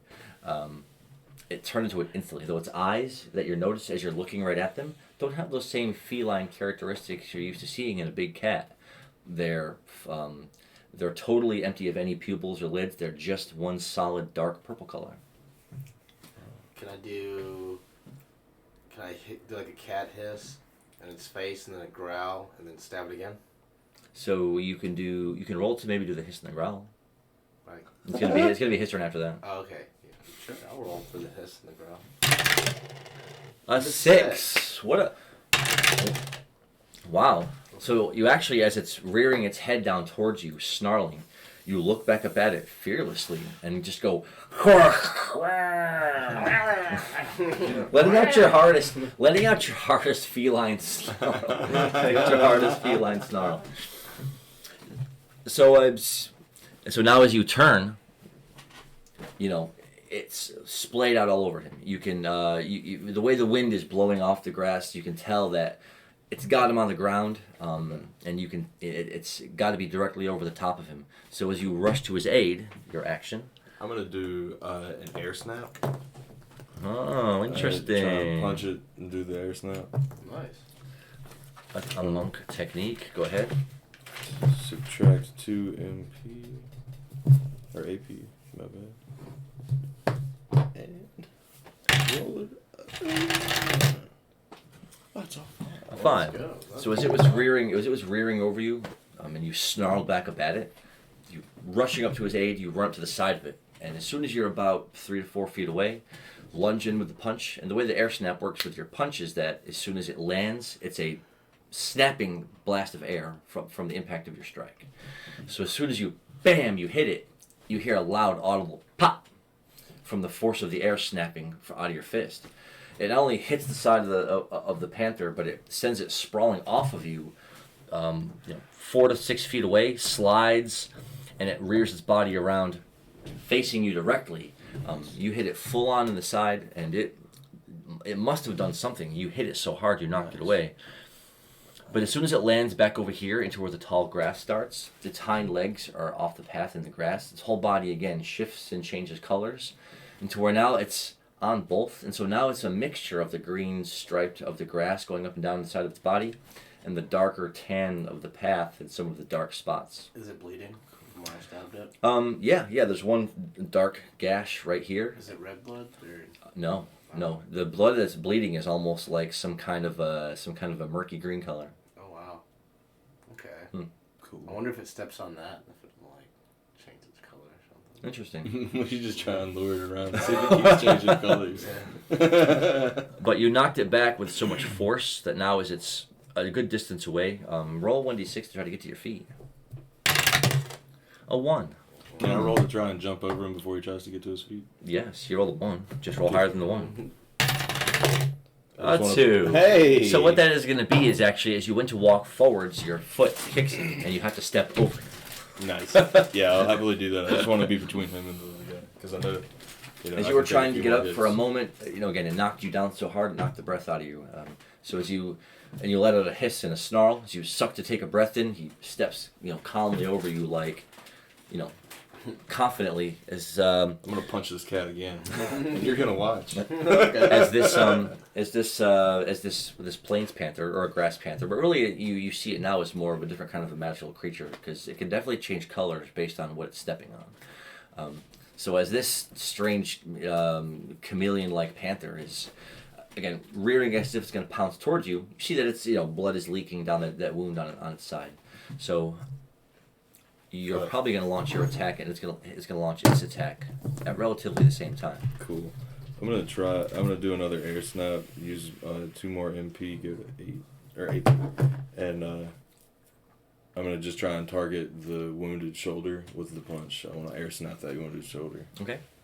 You go ahead. Oh, well, let me roll first. Well, my attack is a 2. Oh, and I got a 1, but I knocked yours into a 1. We tied ones. So as it goes to lunge at you, it did it with such quickness that you were only able to maybe dodge out of the way. As your fist comes around for the air snap, you don't really have leverage on it. As you're falling, it hits it on its side as it sort of paws you at the same time as you both connect with each other, sending it sprawling off in this direction. Again, it doesn't land on its back or its side. It lands on its feet and skids around all the way in the tall grass. You only get knocked back 2 or 3 steps from the force of it, but it was only a glancing blow as it was sailing by you, but it felt just like a hard, heavy punch from an experienced warrior. It was the amount of muscle the cat has must be impressive, and that only a glancing blow was enough to knock you back 2 or 3 steps. And now that it's all the way in the tall grass again, it settles itself down and disappears from view as it fully camouflages itself into the grass. Nice. I'm just gonna follow the scent because the camouflage doesn't affect me. You're right. don't It definitely care. doesn't. So now as you get up to your feet, daggers out, looking around desperately for a sign of the panther, it's gone. As you look towards Irvin, his head is already cocked off in that direction, straining his senses towards the direction in which he perceives it to be. Maybe it's just really good at hiding. And I Can I can't knock another see arrow? Yeah. As you you can feel a little trickle of blood coming down the head from where you maybe got a scrape. You start getting your arrow out of the fletch. Knock it. Okay, you've got it drawn, and you've got it sort of set and ready. As he's sort of scanning with his eyes closed and his head back, just tilting ever slightly, listening to the wind, smelling the scents, letting your senses do the guiding. And you're gonna roll 1d6 for that, unless you don't already have a move that does that, do you? I do. I can use blind sense for Oh, free, well, and it's but- 1d8. What? Looky yonder. Good move. Hey. It's a 2. Well, on a 2, you can definitely sense the general area of where it's at as you're watching him, and he's just like turning his head ever so slightly, right? And as he turns and finally faces off in this direction, he just points off in this direction. Do you fire an arrow in that direction? Yes. Roll 1d6. It's going to be off in the tall grass, but he's pointing right at it. A 2. So you fire it. You can hear the whistle of the arrow as it leaves his bow. It doesn't seem to hit anything, but as soon as it hits in the grass, out from the top of the tall grass springs the chameleon panther, landing back in the path. As you put your bow away and draw daggers, it's going to turn back around, already assimilating the colors of the path as it reabsorbs it, taking on its color. That's so cool. Do we want this chameleon panther? Or the octogato, as I like to call it? Let's kill it. Yeah, that's good. That's fair. That's what I was originally wanting. So and again, looking Yeah, like I'll roll the tame We'll roll on only it if it two. We'll happens. run into a bunch of other creatures and stuff. That's and again But as you're looking, as you're watching it, sort of sizing it up, as it's sort of crouching in front of you, you can see that it does look injured. The blood is still leaking out of its wound, as it's looking for some clear opening to attack. You boys will have the same agility. Which one of you will go first? Can we attack together? We can. You have the same agility, yeah. You can attack together. What are we Can got? I use my dual stabs? Okay, if you use dual stab and use which move? Fluttering attack? Fluttering attack. Nice. Could I combine fluttering attack and air snap? So like I get an extra power on my attack. I do get to roll 2d6 with The strike in itself, there's an attack at the end of fluttering strike. It's the flutter and then the strike. I see. Okay. So you wouldn't be able to do. I'll just try. I mean, we're pretty close. I'll just do another air snap. Then. All right, air snap and Still targeting dual that stab. same shoulder. Okay. Air snap and a dual stab. Oh wait, do we both have work together? Can we work together? I don't have work together. Ooh, doesn't have work together. Can I roll to help someone out? Can you roll to at least half the group has to have it in order to link another person. I am half the group currently. Statistically. Isn't that true here? Like I have it, he doesn't. Like, is that not 50% of the players? It is exactly 50% of all the players, isn't it? What Perfect opportunity. What a logic loop. Like you said, at least half of all players. But then how are two people supposed to show a third person how to work together if there's not... See, I think it would have to be a minimum of 3 players for 2 to teach one. Yeah, that makes perfect sense. Alright. Look at rules lawyer Levi trying to get the note on You me. said at least on half the players. I am half. Then you had to make up another rule. Well, I'm just trying to maintain the game It's balance. alright. Let's do this movie here. So you're using air snap and you're using dual stab. Yeah. We'll go ahead and roll for mine. Air snap is a 3. Alright, here's one stab. Deuce. Oh, I guess you want to try to bop it, right? Wow. 2 deuces. His dual stabs were both 2s, and his air snap was a 3. Yeah. So as you both, again, shoulders down, rush forward at the same time. You've already got your fist reeled back. You know, feeling the little bit of pocket of air gather up in your fist as you're preparing to strike. And you've got both your daggers up as if you're going to rush towards it and stab it. It's going to get a reaction, of course, because of your because of no 6s and 5s and all that good stuff. Oh, well, it actually rolls a 3 on your guys' attacks.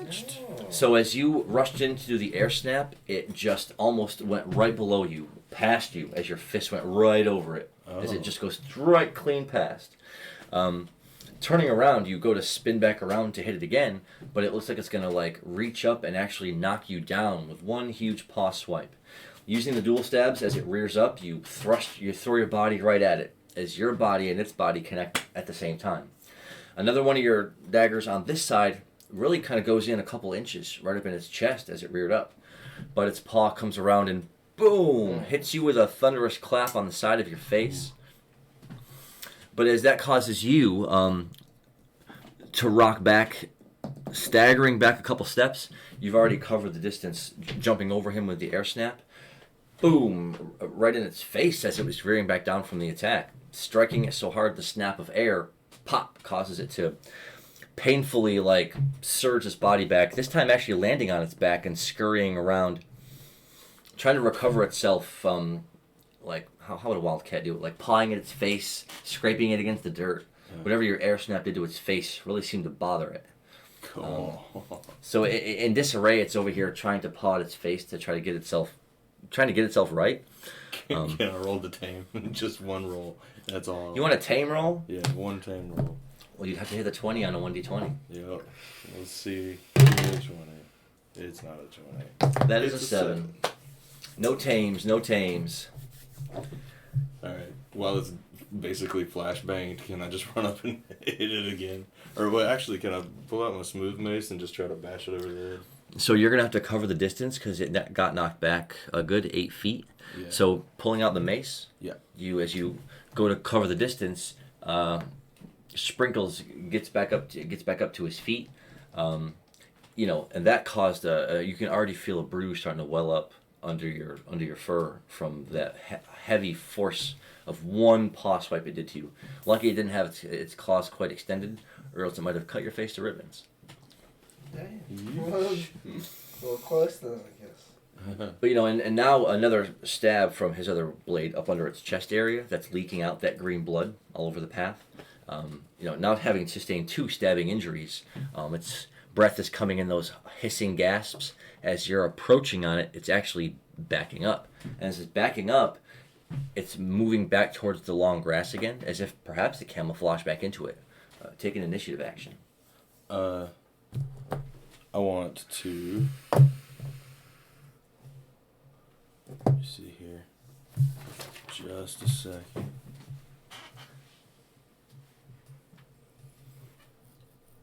I want to try and hook it with a fishing pole. You want to try to ensnare it with the fishing pole? Yeah, so I can't get away. Okay, go ahead. A 5. So as it on its haunches, backs itself up, letting a trail of blood out on the path as it's back treading.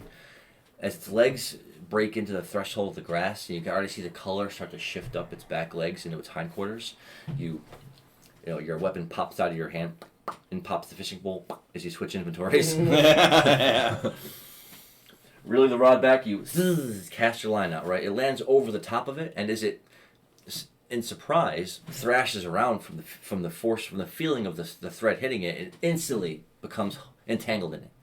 Nice. As it's now thrashing about on the path, writhing around, pawing at it, it gets it tangled around its body, and the line is literally drawing out from your reel. Cool. It gets around it like this, and now it's like.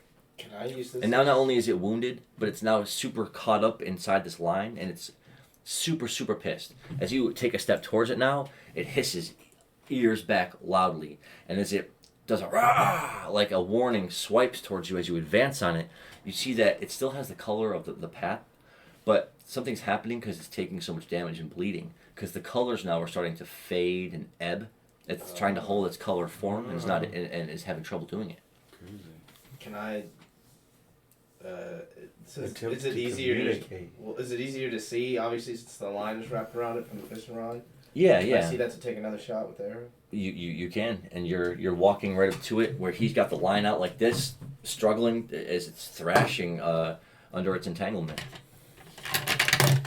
A 5, and you're close enough to where you hold the arrow out like this, lining it up, and as soon as you let out a thump, it lets out a as you hit it deep in its side, right? Nice. Rolling over onto its side, it starts pawing into the air, hissing loudly, scraping and clawing. It attempts to get up and run away in this direction in a huge adrenaline-charged pounce. Whoa. Roll to hang on. Are you going to get dragged by another monster in another game? 3. Let's see the pounce. It's an adrenaline pounce. 3. So as it hits the end of your line, in its pounce, you take 2 steps forward and take a knee, sliding forwards several feet as it's dragging you along. One arrow sticking out of it, already bleeding from a couple of wounds. Will you take another shot? I will. As you're chasing after it, he's getting almost to the point where he's about to get drugged. A 6. Roll it again. Thank you for the follow. What a legend. Yeah. Thank you. Well, thank we you. appreciate it. Got it with the 6. So as it was, thrashing and writhing to get away, pouncing with its back to you, this time the shot hits it right in the back. Lets out another yelp, falls forward on the ground, and its blood is welling out from all of its various wounds. It's lying there, dying. So as the two of you advance on it, you cut your line, right? And as you're standing over it, it's panting, letting out its last breaths. This poor creature. Makes me sad. I'm gonna take a moment in its last moments, and I'm gonna take a knee, and give thanks for this creature we were able to take down. Huh. I'm gonna while he's doing that, can I walk over and just bat shit in the head with my Do smoothness? something ceremonious here. I know. That's why I want to do it, because I don't see you doing that. Oh, dude, what if I got a 20? I just want to get something out of it. Kneeling in front of it and locking eyes with it again. It's feral, you can tell. But as it's looking at you, its last sort of moments, you do feel a bit of a swell of sadness. But at the same time, as you lock eyes, one predator to another, it understands that, once you're out here hunting things, it's hunter be hunted. So you don't feel any sense of malice in its final moments, as it, understands that you guys were just the better predators. Roll the tame it. Can I attempt to tame it? It's too late. Yeah. It's alright. It's super dead. But for defeating the chameleon panther, what an interesting enemy. I'll give you each 12 experience. Actually, no, we'll give you each 15 experience. It's a pretty tough enemy. 15. Yeah. Nice. 90. Can I recover my arrows? Yeah, you fired. One arrow got lost off in the grass. I don't think you're gonna be able to find it. Actually, any arrow you fired off in the tall There were grass, 2 that missed. you're not gonna be able to find those. Okay, so But the ones that hit the panther itself, you could definitely take. I need to get some more arrows. I have 3. Nice. So is Oh, yeah. the I'm panther. just clearing the field. If you guys want to loot it, Yeah, it doesn't have any mill on it. But if you guys want to salvage any of its remains, that is course. fair. That is fair game in a game like this for I sure. want the hide so bad. You want the chameleon panther's hide? Wow, that's a good idea. Let me get that. You can't even appreciate That's it. why I wanted it first. I'll sell it to No. you. Fighting for loot. What a No, let me No, get I'm it. kidding. It's way better for the team if you. You don't even know what it looked like. That's true. All right. Did point he ever? taken. Did I ever tell him his- that? take At his- any point into the fight, did you even know what it looked like? No. No. His character is blind, Take and that. so all of the visually I will take tactile that. things that the panther it was makes doing sense. was Make a cape out of it. totally ineffective. Exactly. That's what I was thinking. Sorry. Oh, and I was just talking. I was just thinking to myself about it. Yeah. Yeah, I'll take the chameleon hide. All right, that You is have the. everything else. Yeah, you could have Octo Camo like from Metal Gear. Oh yeah. So it's just what's it called exactly? Or well, I guess Chameleons? it's dead now, so it won't really matter. Call it a chameleon anther. Chameleon. Nice. In parentheses, Octo got it. So they're pretty widely known as one of the apex predators in the open plains because of their ability to blend into any scenario. You know. Hey, can I'd like you check both of the cord? eyes and then to roll for as many teeth as I can get. Can you make sure there's Okay. plugged in? I think I'm That is 2 Oh, I do. chameleon anther eyes, and you can roll a 1d10 for the teeth, I guess. Fantastic. 1d10. I'll do 1d10 plus 2. That way you at least get a couple. I appreciate it. Thank you. Yeah, you're. Out here wearing another cat skin. Nice. Wearing another cat's skin. Well, I mean, it's a pretty awesome. Hey, is anyone claim that last drink over there? Yeah. I finished this one. I appreciate you bringing them on. Sodas. You always got the waters. Thank you. Are they still like that bright purple after? Yes.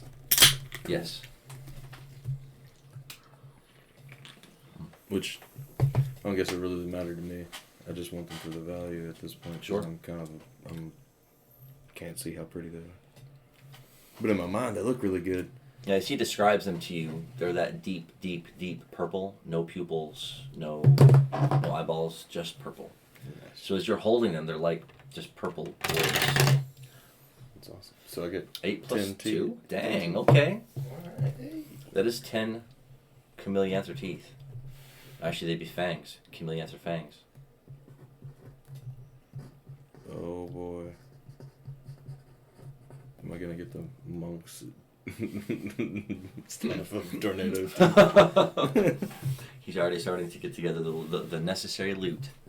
Yeah, I got a few different types of teeth now. We're gonna get these in a weapon set. It's gonna be nasty.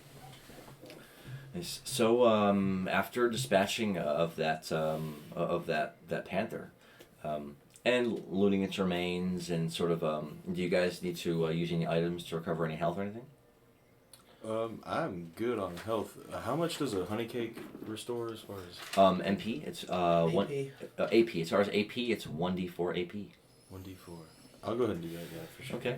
Eat my honey cake. I've got one honey cake. Eating his honey cake item, which lets you roll 1d4 and restore that many AP. I'm just gonna wait. 2 AP. Nice. Not bad for a honey cake, Get right? an air snap bag for a honey cake. Not too bad. Very nice. Very, very, very nice. So as you, as the two of you again begin your north and somewhat western trek along the barren, path, you in as much detail as you can describe was laying out to him what exactly this panther was doing while you were fighting it, and that when it touched any sort of a color of the terrain around it, its whole fur shimmered and changed into that color and that pattern. And it was more than just the color. It wasn't like it was green in the grass. It was different shades of the green and some darker colors with lines going up and down it. Like, Okay. so it lets you know that this monster was pretty formidable for it to be able to move around so easily undetected. Nice. So, and after hearing that, you're like, oh man, like you just thought the thing just smelled like, like a big angry cat. I just thought it smelled like sprinkles. Yeah. That's why in my head I was like, I don't know which one is on top. And so again, continuing your trek along that path, and again, I wouldn't say a whole lot more of eventful things are going to happen. The sun, is beginning its descent down in the sky as you're walking again for another hour or another 2 hours, and as it tips into the third hour of you walking along this endlessly expansive, the plains off in the distance with the occasional littering of trees off in the distance around you. You see the sun coming down to where you realize you're probably not going to get to Hamlina Castle, and you could definitely press on in the middle of the night, but any encounters you face at night are much more dangerous. Or you could find a spot to set up camp, and just sleep for the night and get a rest. I think that's the way to go. Yeah, let's make camp. I'm not really hurt, but I ain't got no, power juice. No AP. Yeah. Yeah, I still have a lot. Shouldn't have used the honey cake then. You shouldn't have. We Well, were I just used immediately rested. Like, No. It was delicious. I'm gonna have a good night's sleep. Yeah, we can still eat some food and try to be well rested. I have some venison. Yeah, Sure. I do too. And so again, it's getting towards about an hour or an hour and a half before dusk. So coming up to that point in the path, you just pick a direction and start marching off until you march about 100 paces off from the path.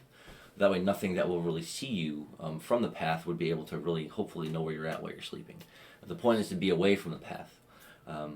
Finding a spot in the knee-high grass where you can sort of flatten out a section of it. Did you guys have adventure backpacks? Mm-hmm. Mm-hmm. Each one of those has one basic roll of cloth that you could roll out to be a thin little tiny cot, maybe only 3 or 4 inches thick. And then it also comes with enough canopy to try to make a lean-to in the woods, meaning it's only about a 4x4 small section of canopy. And so you could just make a sort of a lean-to there with some sticks and sleep underneath them with a fire next to it. Or you could try to do something more elaborate, but there's not a whole lot of supplies out on the open plain. Yeah. Let's just make a simple lean-to. Yeah.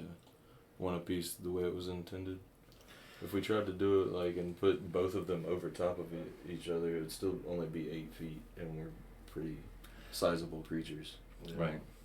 And I got a wingspan. Well, and as far as making camp, you guys can do it without consuming action points or having to roll. But if you both want to roll a d6 for, hey, thank you for following. What an absolute legend! Thank you for following.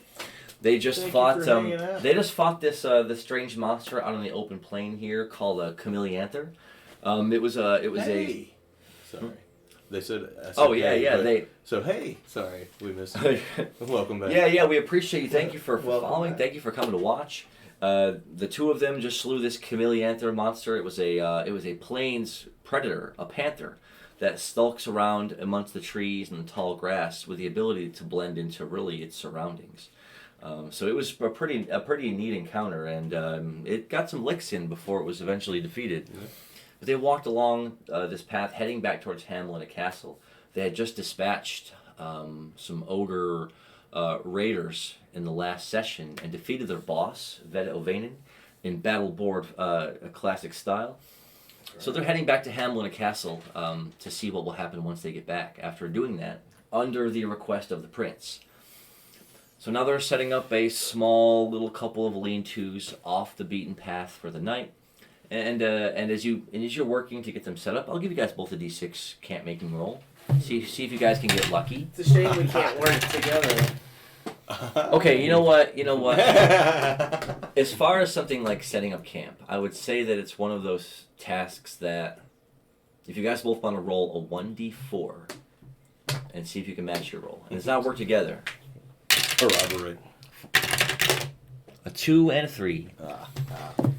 Hold on, 2, 3. So as you're kind of explaining to him how to do it, he's balancing the sticks, planting them in the ground, draping the canopy across it, to where he's got it laying out to where, the whole top half of your body could fit underneath it and be relatively protected from the elements. Nice. All right. And so, watching him, like, well, you did a pretty good job. And so in the time it takes the both of you to set up your lean-tos out there amidst the tall grass and find a spot in front of it, and you have to kind of mat out the tall grass to make a bit of a flat spot. And then with your adventurer's kits, you have a little bit of kindling in there to where, and you guys are going to have to try to gather up some... Hay. Oh, you do? Okay. So you're able to start a small blaze after several minutes of lighting the flint. And within, we'll say, just as about dusk is about to settle over the plains, you've got a small little fire going. And as the two of you are kind of huddled around it, again, putting heavy clumps of grass and folds of grass on it to get it to blaze up and out, it's casting off warmth. It is a pretty average weathered spring evening. It's not really cold by any stretch, but you do feel that occasional bit of a breeze waft over the grass as the two of you are sitting across each other from the small fire. Do you have anything you want to put on the fire? Yeah, I wanna cook this elk venison. I want to put some of the crimson berries on it. Yeah, And same. then we could split. Do you have some already? Do you have some venison? I do. Oh, And then, yeah. I was gonna split mine with you. and do you have any healing herbs? I do. We could put a healing herb They're on tight, their thing too. They roll around. I mean, we'll I worry don't about know, the say- fight. Yeah, I'm Never not saying mind, I'm we stupid. can- we put the berries on there. Yeah, we'll put the berries. So for we sure. use use like, that half a jar. so use like one handful On on one piece of venison. yeah, one would be enough for one person to eat it. Yeah, he's venison in his own Yeah. berries, and I have venison in my Okay. berries. Okay. So yeah, I'll use one handful, and I'll cook that on top of the venison.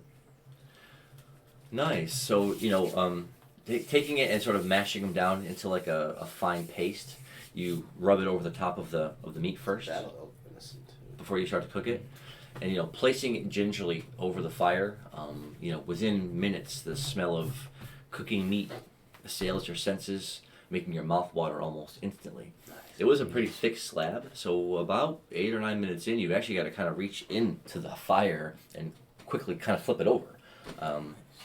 But it's sizzling loudly, popping, and it's just cooking nicely. And it takes maybe about 15 minutes for the whole thing, the thick slab, as you flipped it over, to where as you take it off, piping hot in your hands, tearing bits of it off, it's perfectly cooked. And the spread you put over the top gives it a bit of a sweet flavor. Oh, nice, good, delicious, Nice. nice, good meal before I go to bed. So, yeah, I mean, you're definitely eating your fill of that. I mean, that's enough to fill your stomach.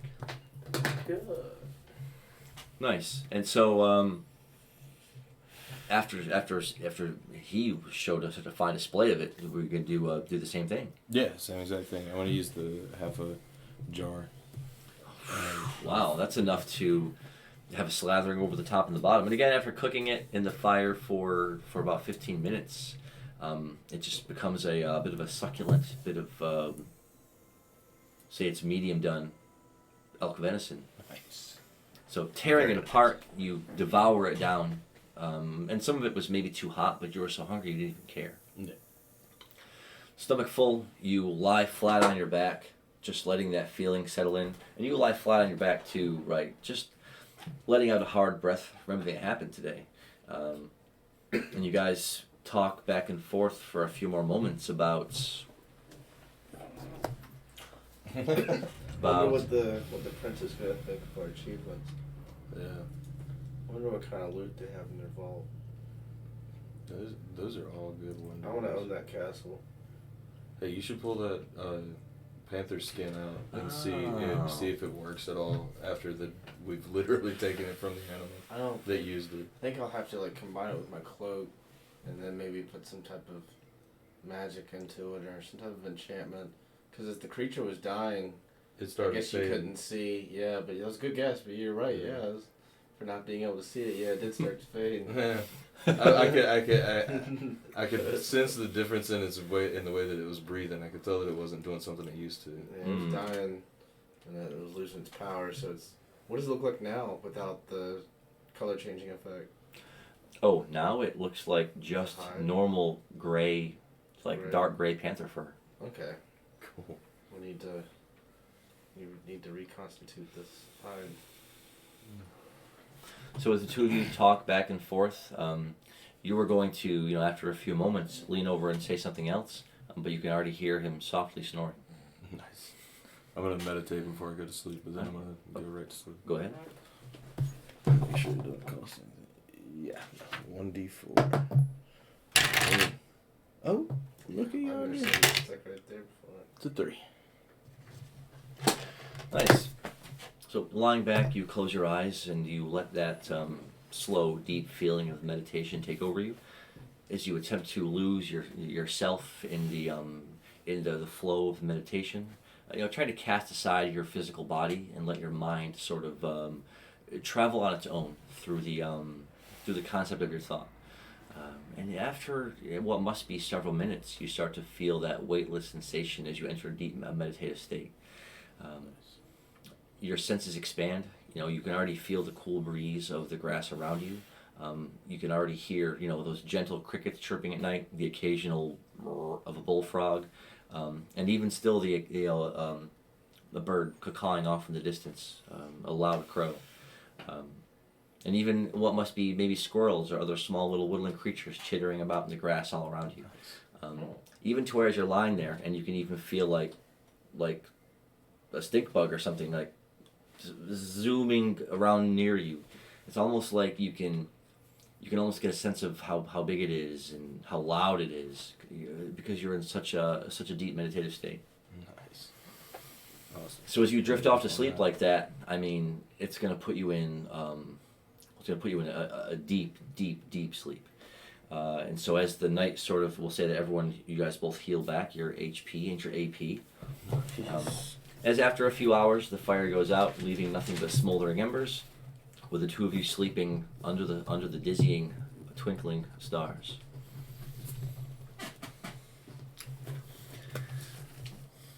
Epic. Look at that, right at the 2-hour mark. So I think I need to take a small necessities break. As do I. So we're gonna go take care of that while their characters drift away to a sound sleep. I'm gonna flip it over to the intermission screen, and we will be we'll be back in a few minutes. You lost your arms. Oh my goodness, that's from the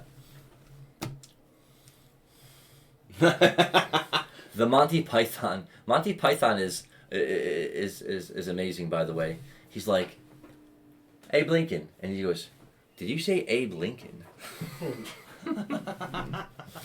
We're gonna take a brief intermission, brief necessities break.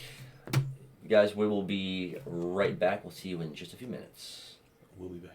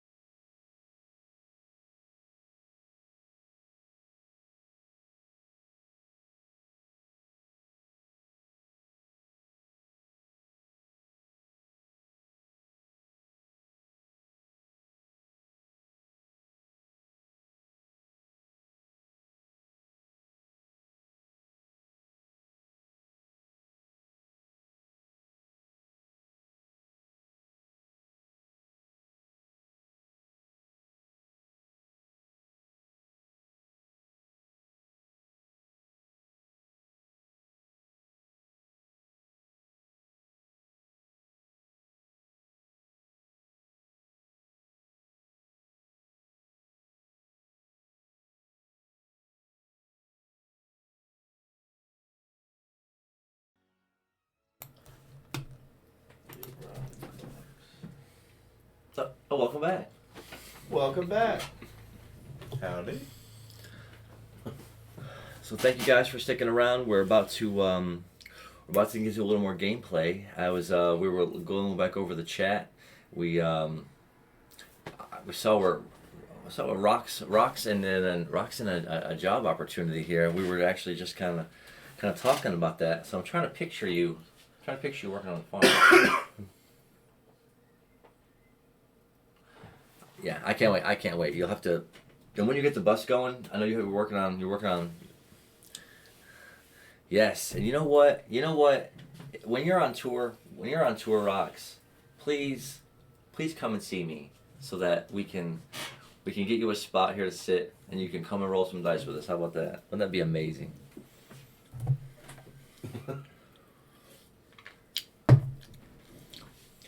So our characters were sound asleep, but in this game, dreams are more than just a place that the sleeping body goes to get rest. It's more than just the reflection of the inner mechanisms of the mind. It's a place where the players can actually congregate. So we'll say if instead of dreaming, you found yourself just walking along what looks like a serene landscape, nothing but this white fluffing bit of clouds ahead of you in all distances, with a picturesque blue sky above you. And then standing next to you, walking, you can feel them.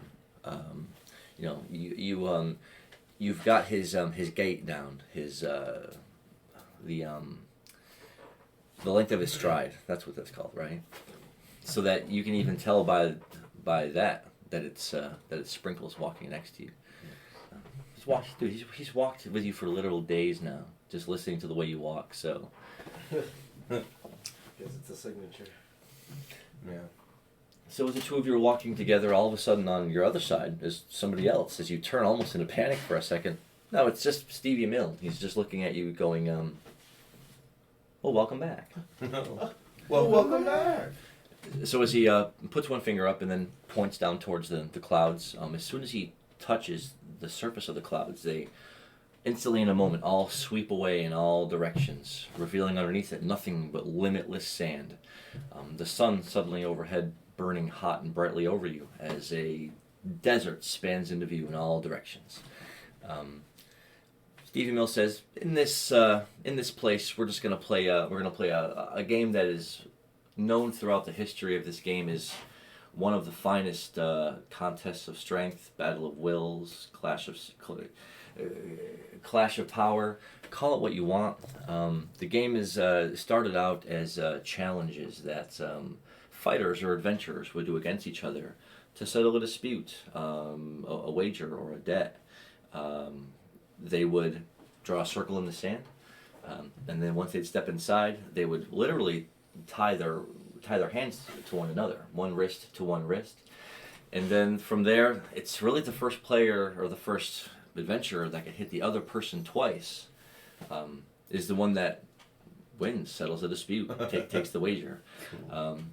It's been gone down through the eons and the generations and the centuries as what's known as more than just a simple contest now. People think of it in the culture as the great means of balance, the great equal, where any two creatures or beings can be inside and one can always win against the other, no matter the size or the depth of their strength or skill. Rox wants to, if they were in the woods, they would be foraging. I know them so well. They'd be out there trying to mine and craft. Yeah. 100%. Craft me a little trap. This game, this contest has gone down throughout the time known as what's called Edarock.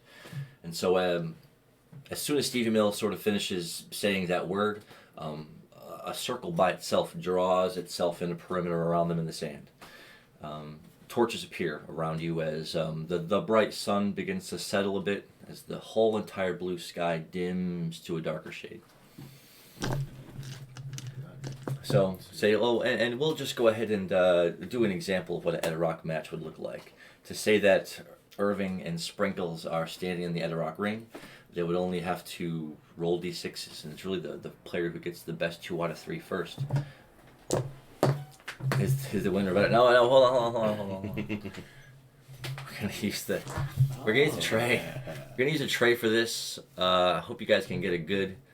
Hope you everyone can get a good peek at it, so that because this is a cutthroat game, and so going into round 1, he's. Are you already ready to rock and roll? You already ready for some Edarock? Yeah, let's do this. No. All right, so round 1.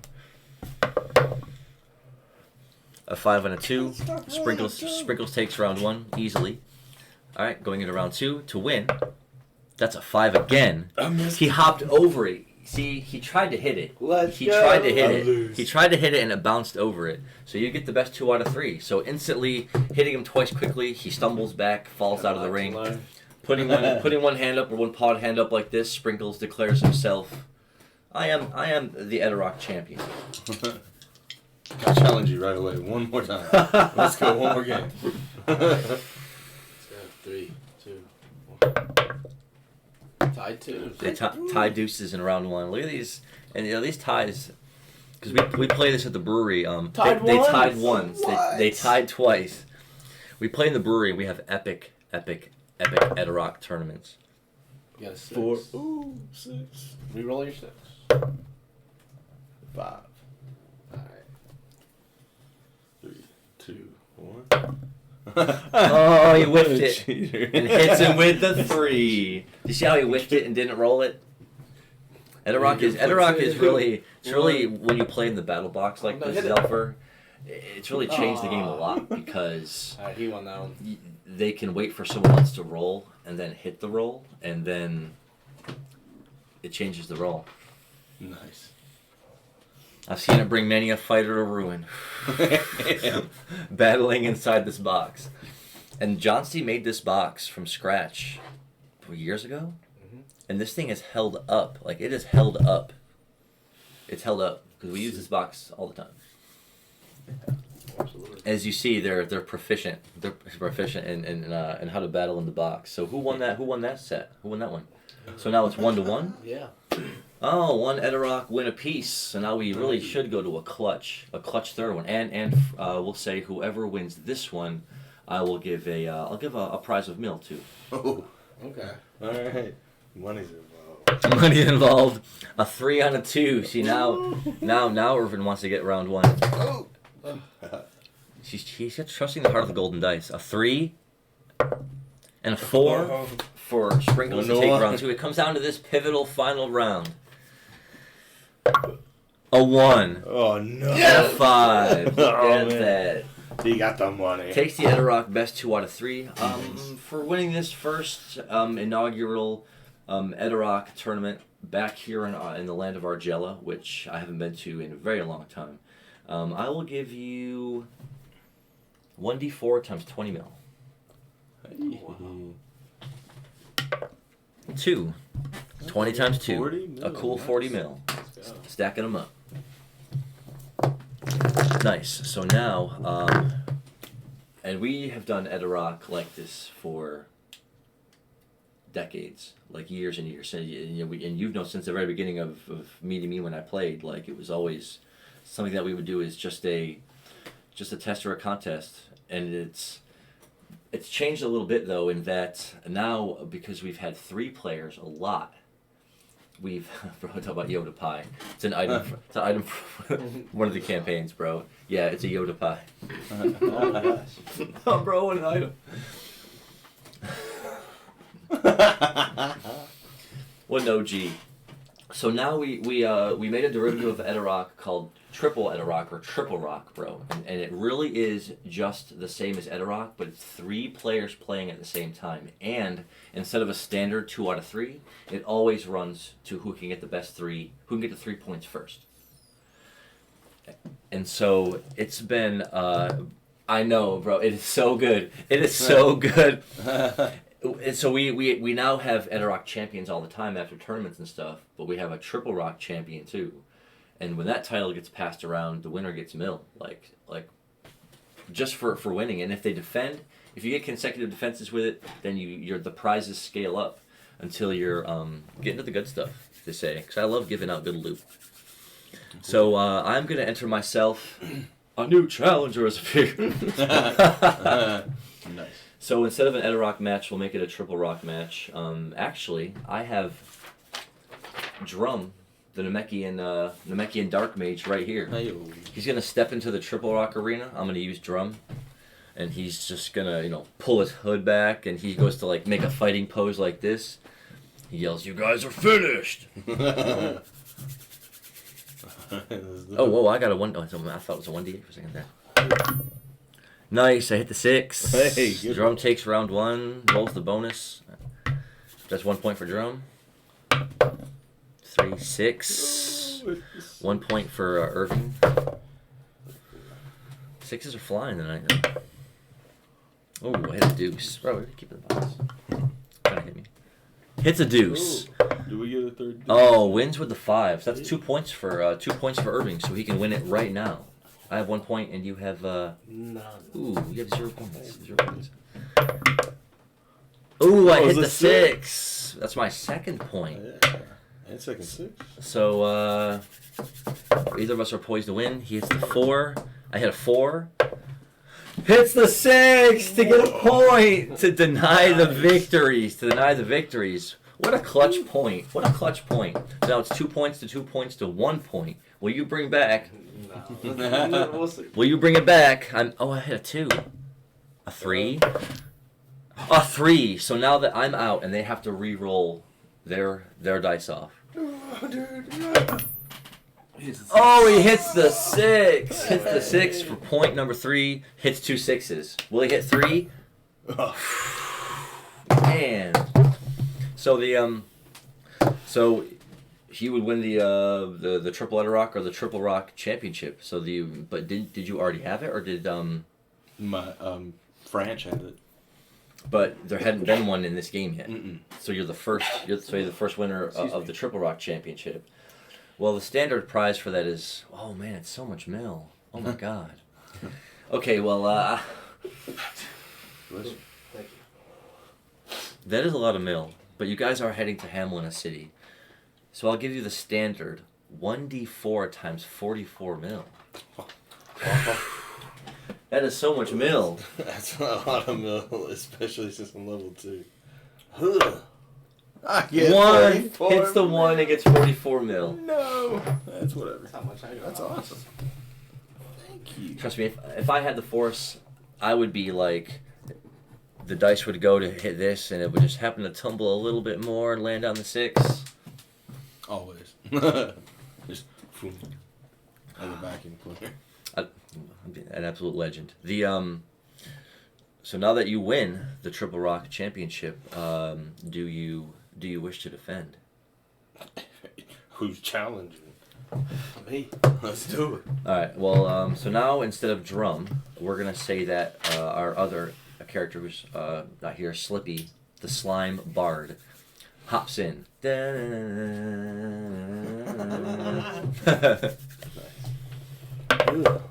Ooh, he hits a 6. nice. That's a 6. Roll it again. You get the first point. Hits a second 6. Hit the third one. Oh, hit a Oh, deuce. Hit a I deuce. couldn't see it. I couldn't either. I looked down to Man. try to see it, and then I looked up at his face All right, to see so his that reaction. is 1 point for Sprinkles. Hit a 4 in the corner.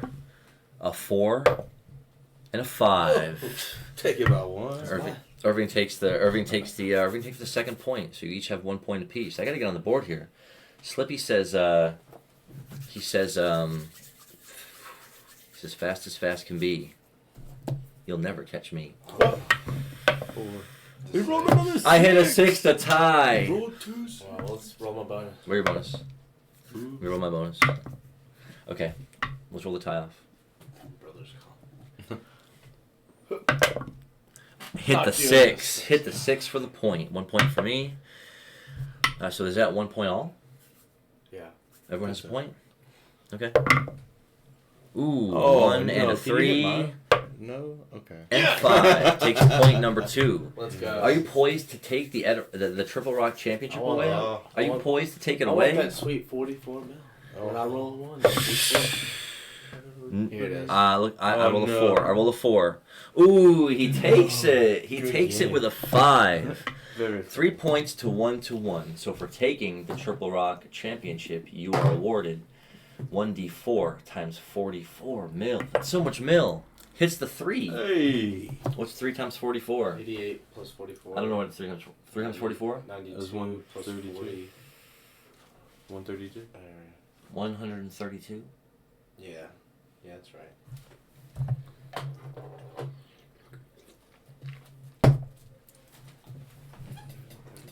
Let's go.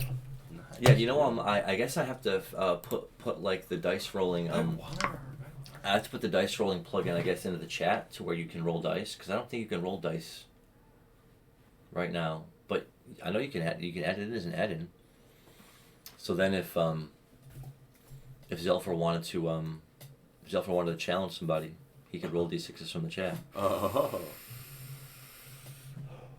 That would be sweet.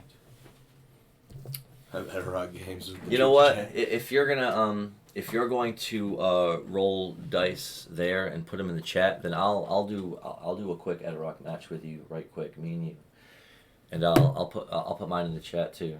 Well, actually, you'll be able to see mine, right? Because you can. Well, I use the dark one. Yeah, you can see mine. You can see these pretty well. All right, go ahead and I'll go ahead and drop mine. You go ahead and let me know what number you get. I hit a 2. Hold. Steady. Hold. Oh, the special surprise guest is here? The special surprise guest is here? Oh, a special surprise guest. That's what he said.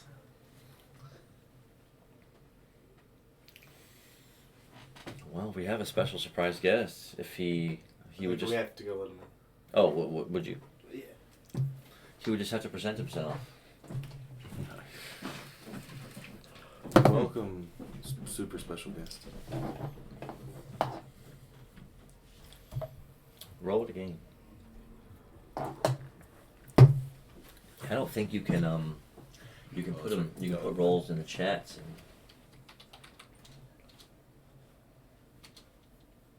unrecognized command roll. Unrecognized command. Your command is not recognized. You told us to do something. We don't know how to do it.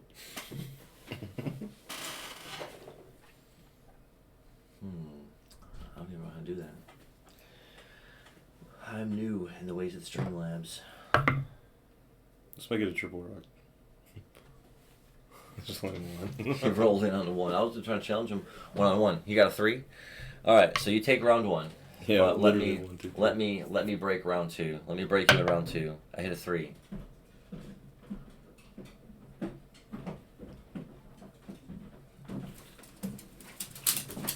Oh, 1. That takes. I'll take round 2. Hey, welcome back. Round 3 is a 5. Take a seat right here. Let me get my seat. Tyler, welcome back. Welcome back, bud. Actually, never been here, so welcome without the back. You've been here. No, not up here. Oh, you never been up here? Never been up here. You want to put the dog on the screen? You can pick him up. How many people do you have streaming? No, just. Only 3 people.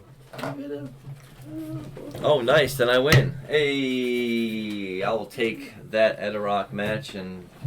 Well, thanks for playing. He did challenge me to do a quick Eterok, which I got him 2 out of 3. Nice. Who was it? Oh, my brother, Oh, nice. Dale. Down a beer? Zelfer. I didn't plan on drinking that for sure. Down a beer? Sure. Thank you, my friend. Appreciate you. Blue Moon. I don't even know if I had these. Oh, it's so cold too. That's amazing. Hey, pup. A little later. So, in the night game, Levi's character Sprinkles, the Khajiit rogue. Sprinkles? No. Yes, Is it named after the cat? Yep. it absolutely is. Yeah. It looks like It just he just won a contest in a mini game really where he challenged the both of us to dice roll-offs and won a best 3 out of 5. So it's called the Triple Rock Tournament, and he won pretty handily that time, actually. Yeah, you're gonna have to compete if you're gonna be up here. You gotta play. No, I'm just an observer.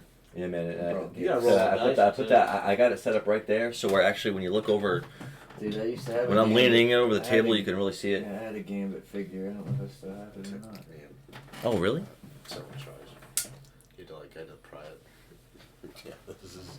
Yeah, Brewmaster showed up. So now that you've acquired the Triple Rock Championship, and there's always that moment where you hold it up over your head in victory. In here. Stay in here. The Triple Rock Champion, for sure. You just made a bunch of money off of that too. I did. Prize money. Can you do I have the most money. the lighter thing? It'll Yeah. twist. Oh, it's really? Yeah, it's twist up. I sat there. I tried to look for that, but I'm just. I guess I'm, just can't see. Yes, I will gladly defend my title. You will defend the Triple Rock Championship title. I will. All right. Well, will you step up to the challenge? Are you challenging me? And we'll say we're gonna switch back from Slippy. We'll say that Drum again. The Namekian Dark Mage has stepped in as the third shadow competitor. He says, "Masengo."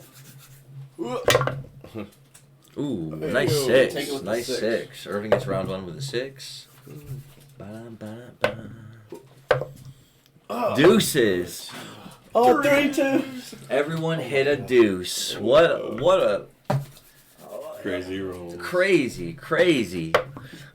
Okay, nice. I'll hit that 5. Watch them battle it though.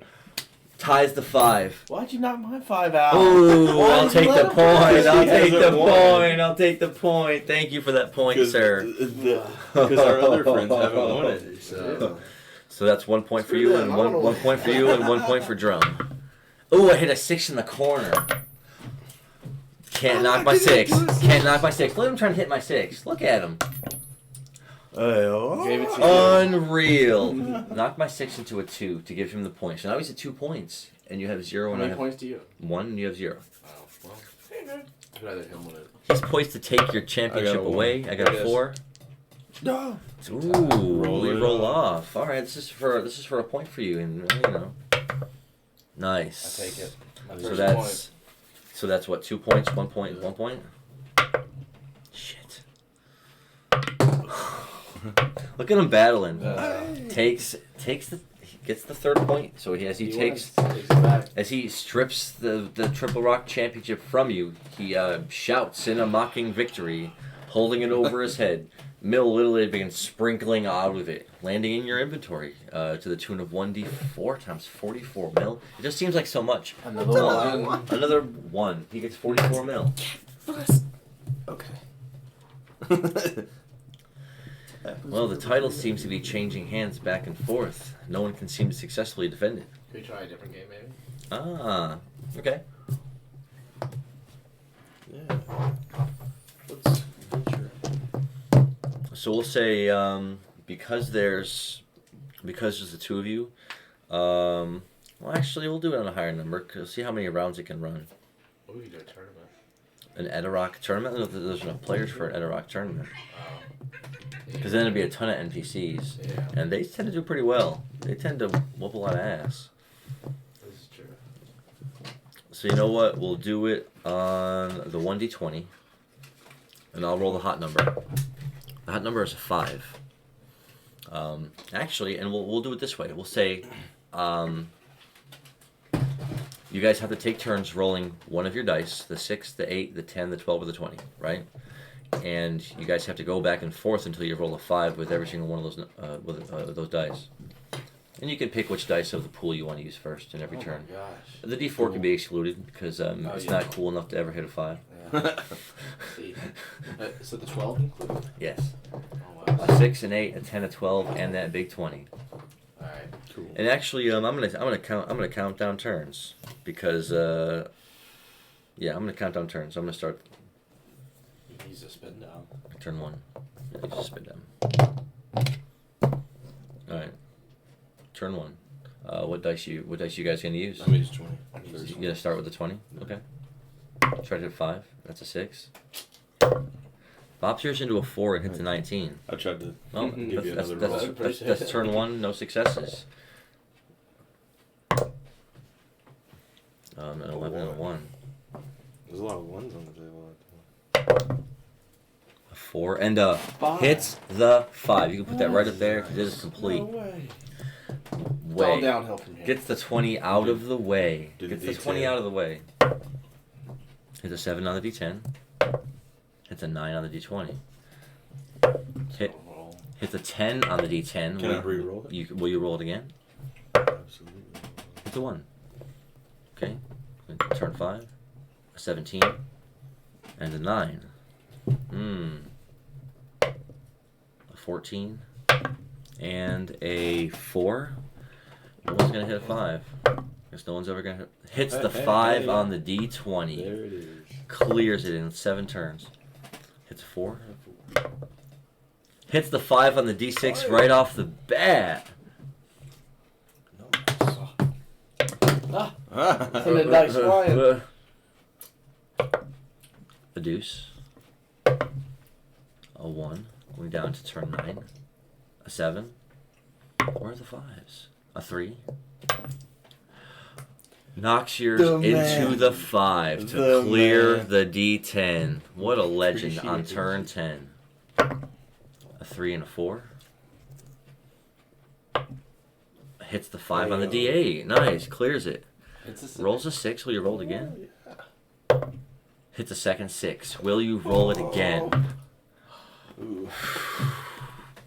It's bad enough you're already trying to hit your mark on all these numbers. All these dice. I tried A to. 3.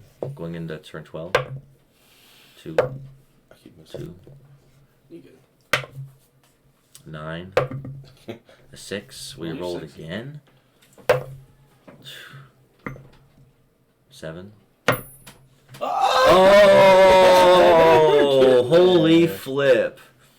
Hits the 5 on his D5 by manner of contact, and then hits his 5 on the D12. I wish I can't help you anymore. You're done. That was the last Yeah, turn I'm for sorry. you. You won. You did that. You were helping was me. I was awesome. gonna help you, dude. Like, Wow, and you did that in 8. You did that in 18 turns. Nice. that's impressive. I think we both got really lucky, like just dumb luck on the D20. I expected to you roll could that roll like that. 10 You could roll times. that all day and not What, not minutes hit to midnight? and not. Oh, I know, right? Ooh. Like, Yeah. could you imagine? How long it would take? Wow. So for hitting all of them, and hitting it first within 18 turns, I'll give you a 5 shard. Oh, really? Wow. Nice. Use that with something good. Use that to get like 5. It's a bit of a points or newer something. class item. It's a one-time use where you throw it up and your dice roll becomes that number. So you Can can you throw. use it after a dice roll? Do I Yeah. have to claim it before? So I can like roll and I roll a 1 and I'm like, I'm just gonna use my 5 shot. Yeah, man. Okay, so it's a safety net. Nice. For hitting all those 5s, and you know the one time you normally hit so many 5s. Yeah, right, exactly. This time it just transferred from my dice every time he hit it. It knocked it in my phone. I just found that the truck's been missing for like 2 months, so maybe it did. Well, that works out for the. Cleaned it Rox is asking when he's getting in a campaign. If there's enough interest between you and Zelfer, if you can get Hanzao or anybody that wants to do an over the stream campaign, we'd have to pick a day of the week in which everyone could kind of set aside to play, and we just have to get at least 3 or 4, at least probably 3 or 4 people. It's all really, and we'll do I'll do a campaign over the stream. It'll be fun. I'm ready to. And they can the webcam in, and we'll give them the little overlays Oh, that on would the be cool, screen. yeah. Yeah. We have enough monitors in here. No, I know, right? Certainly. You can't see it. You can just set them up like they were sitting there. You can't see it on the stream, but it's a lot of screens over here. It's great because having to do all this at the same time, as it turns out, is kind of hard. Yeah. We gotta roll some more dice. 10:55. That actually means that we are going to come right up on time for the stream. So it means that the night games, instead of you guys, literally you were like in the middle of this competition. You were like jumping and like trying to roll fives, and it sort of snaps all out of focus as you just sit up, right? And you're awake. It's bright and early. It's bright and early in the morning. It's still got a lot of those bright purple and pink hues in the sky as the sun is just now breaking over the horizon. It must be, 6 o'clock in the morning. Sitting up. I'm not the early bird this time. Sitting up, you instantly you're bolted awake. Maybe it was something in a dream that you had, but it all of a sudden, or maybe it was the night game. It was so intense, but it woke you up from an instant sleep. And after a few minutes, your senses are so sharp that you heard his movement rousing you from your slumber. And so as you sit up, you're already cautiously looking around over the grass all around the plain. Something must have woke you up, but now you're just on edge. You just feel tense, nervous. Okay, I'm gonna wake up my avian friend here. Mm-hmm. So as the two of you kind of get up and you break down your lean-tos and make sure everything is kind of I'm gonna tell him to keep his wits about him. We're doing this too. Keep an ear out. safely packed away and secure, the two of you start trudging back towards the path. Let me roll some.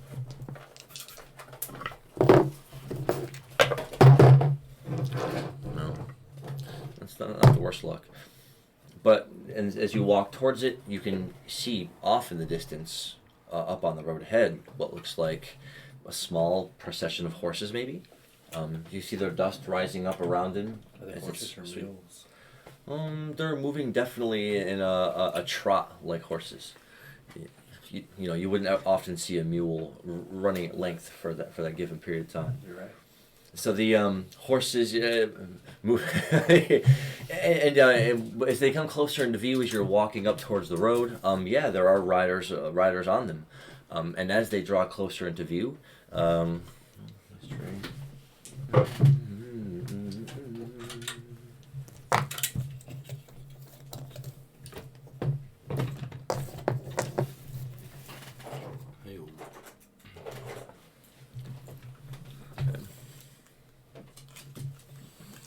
and as they approach, there are what look like three, large mounted riders, all on large, nice-looking horses. But what draws your attention immediately is that same familiar armor that you've seen a lot before, with the darker bands of red, with the painted silver over the copper plating of Hamlina Castle. It looks like they're, well, it looks like maybe a lieutenant of their guard and a couple of larger, bit of armor clad, bogged down with weapons, other soldiers behind them, all three on horses.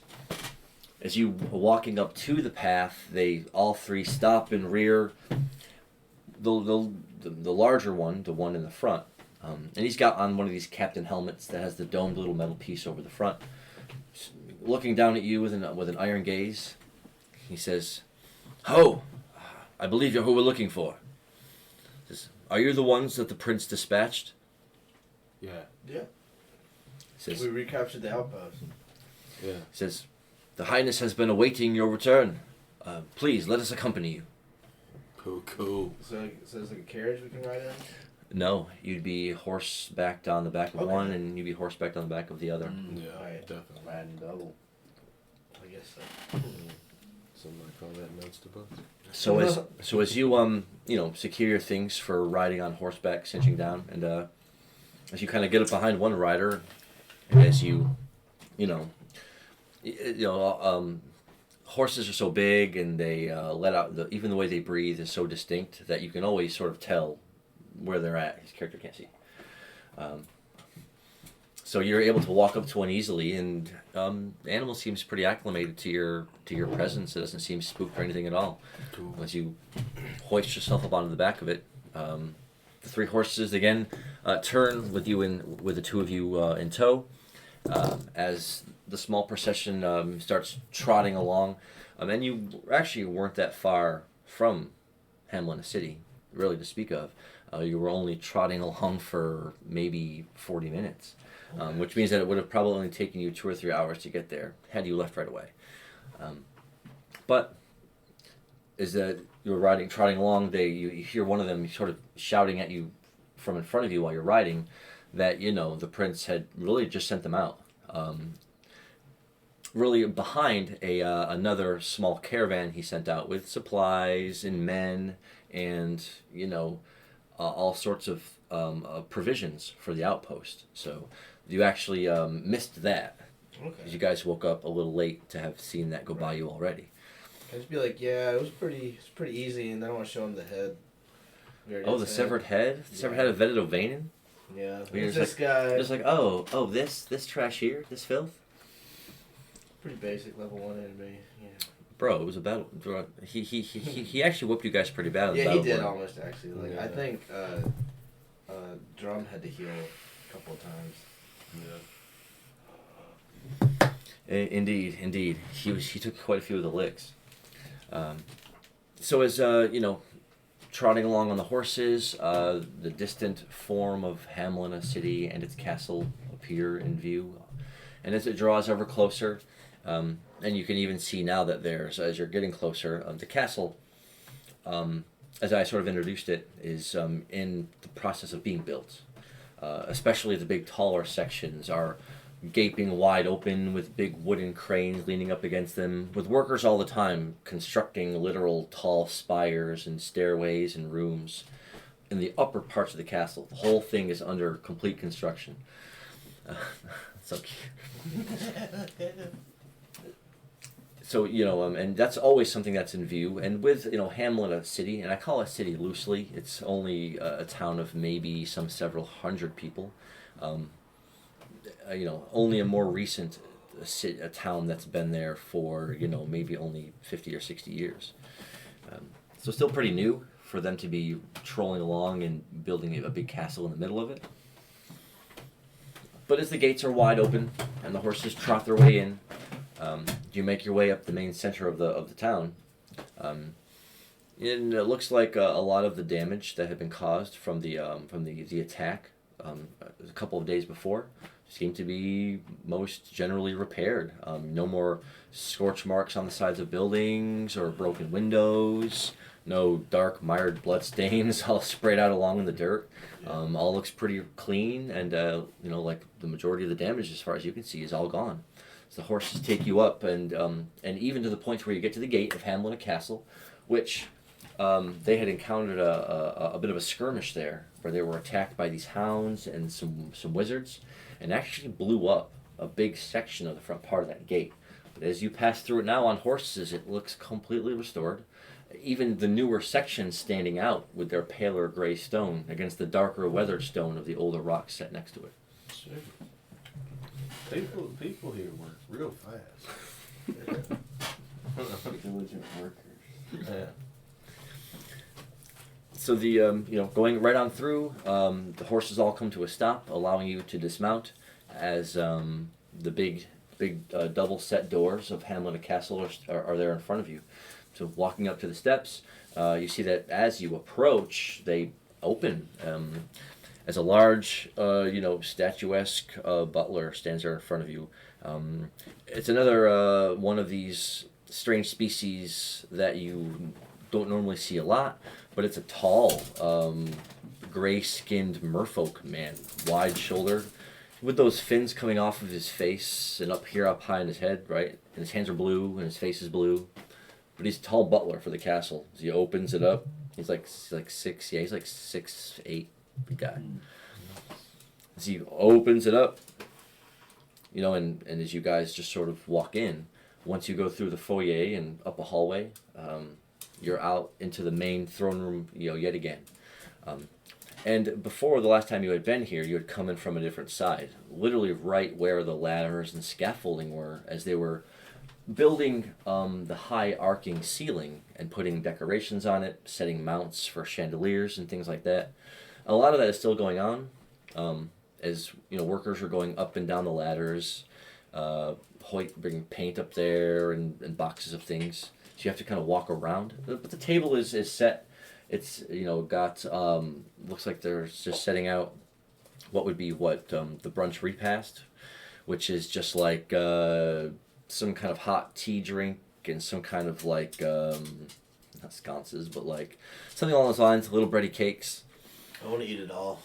Do you want to grab one as you're walking past? Yeah, I'll get a sample of everything.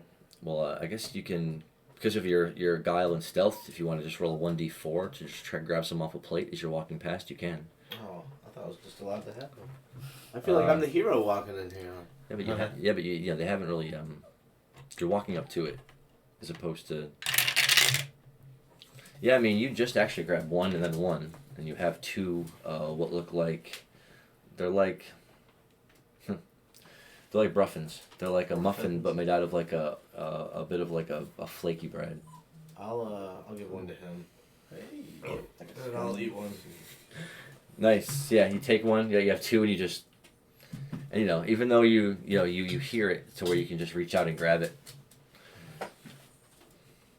The prince and the prefect are up on the dais as you approach. The prince sitting in the king's throne that they've already put there, really too big for him, and the prefect standing in front of the queen-esque seat, standing there in front of it, right, stoically, looking at Drum, bearing eyes directly at him as he's walking there with you, in between you guys. It's just there. I know that Slime, our Slippy Slime Bar friend, came up through is behind you there as well, because everyone kind of needs to be here for this part. The prince, clapping his hands like this, it's like, I can't believe you actually did it. I can't believe it. I want to show him the head. Raising the head of Benedict Vanin, which was the ogre taskmaster that had taken over an outpost that they had to go and liberate. He was like a big mean guy. You're doing too much. His You forces offended his are. daughter. I'm gonna tell the prince some of the forces are still left. You'll need to secure the position as quickly as possible, but it seems like you're already doing that. He says, "Oh, worry not, my lithe friend." He says, "Supplies are well on their way, along with another assemblage of fresh men." He's like, a lot of those, and leaning in, he says, a lot of those men who are there, are coming home to their families. He says it's very important that we fortify that area at once to strengthen our border. We made sure to feed him before we left. And he says, what a kind-hearted Khajiit. Yes. So, leaning back, he says, if only you had shown up late in the eve. I'm talking about last night. He's saying we would have had the feast prepared by this night's eve. And so I bid you to enjoy the town and its revelries. Do what you will, but please stay in my finest chambers for the night, and we will have a hero's feast for you on the morn. Awesome. Can we have like some type of mark to declare our allegiances with the prince here? Something to show that we're warriors in your he asks you, representation. do you wish to emblazon yourself with the crest of Hamlina? Yeah. This is something I can wear, right? Yeah. Okay, as long as you're not like branded into me, yeah. It's like a tabard. Yeah. I mean, it's like a little pin or something. It'd be like a big necklace, I'm assuming. Like, if well, we were to wear it as a necklace. well, I mean, the first thing that comes to mind, he doesn't have any insignia on him or anything valuable he can give you, but if you wanted to each have a chest plate of that armor that the guards and everyone wears, it does have a engraved emblazon of the crest right here around it. Okay. And it is just called you can call it it is a Hamlin copper chest plate. Can I get the prince to sign it? Yeah. Do you want to ask him if he'll sign it? Yeah. Please, I'm such a fan. I want to roll for that too. Wow. Okay. I'm trying to butter this guy up. A 4 and a 5. Hey. Wow. And so after a few moments of waiting, a couple of couple of squires come along with the extra pieces of armor, and they all stand up straight because it's copper plating on the front with the banded leather on the back. So it offers no protection in the back, but it's just a thin chest piece with a little piece down here. Dark red with the silver paint over the copper plating. And again, it has just the emblazoned mark of Altmar, or I'm sorry, not Altmar. You got me thinking about the other campaign. You got the emblazoned mark of Hamlina Castle and strewn all over the front of it. So what's it called? It's really called the Hamlina copper chestplate, but if you want to call it something else smaller to remember that, you.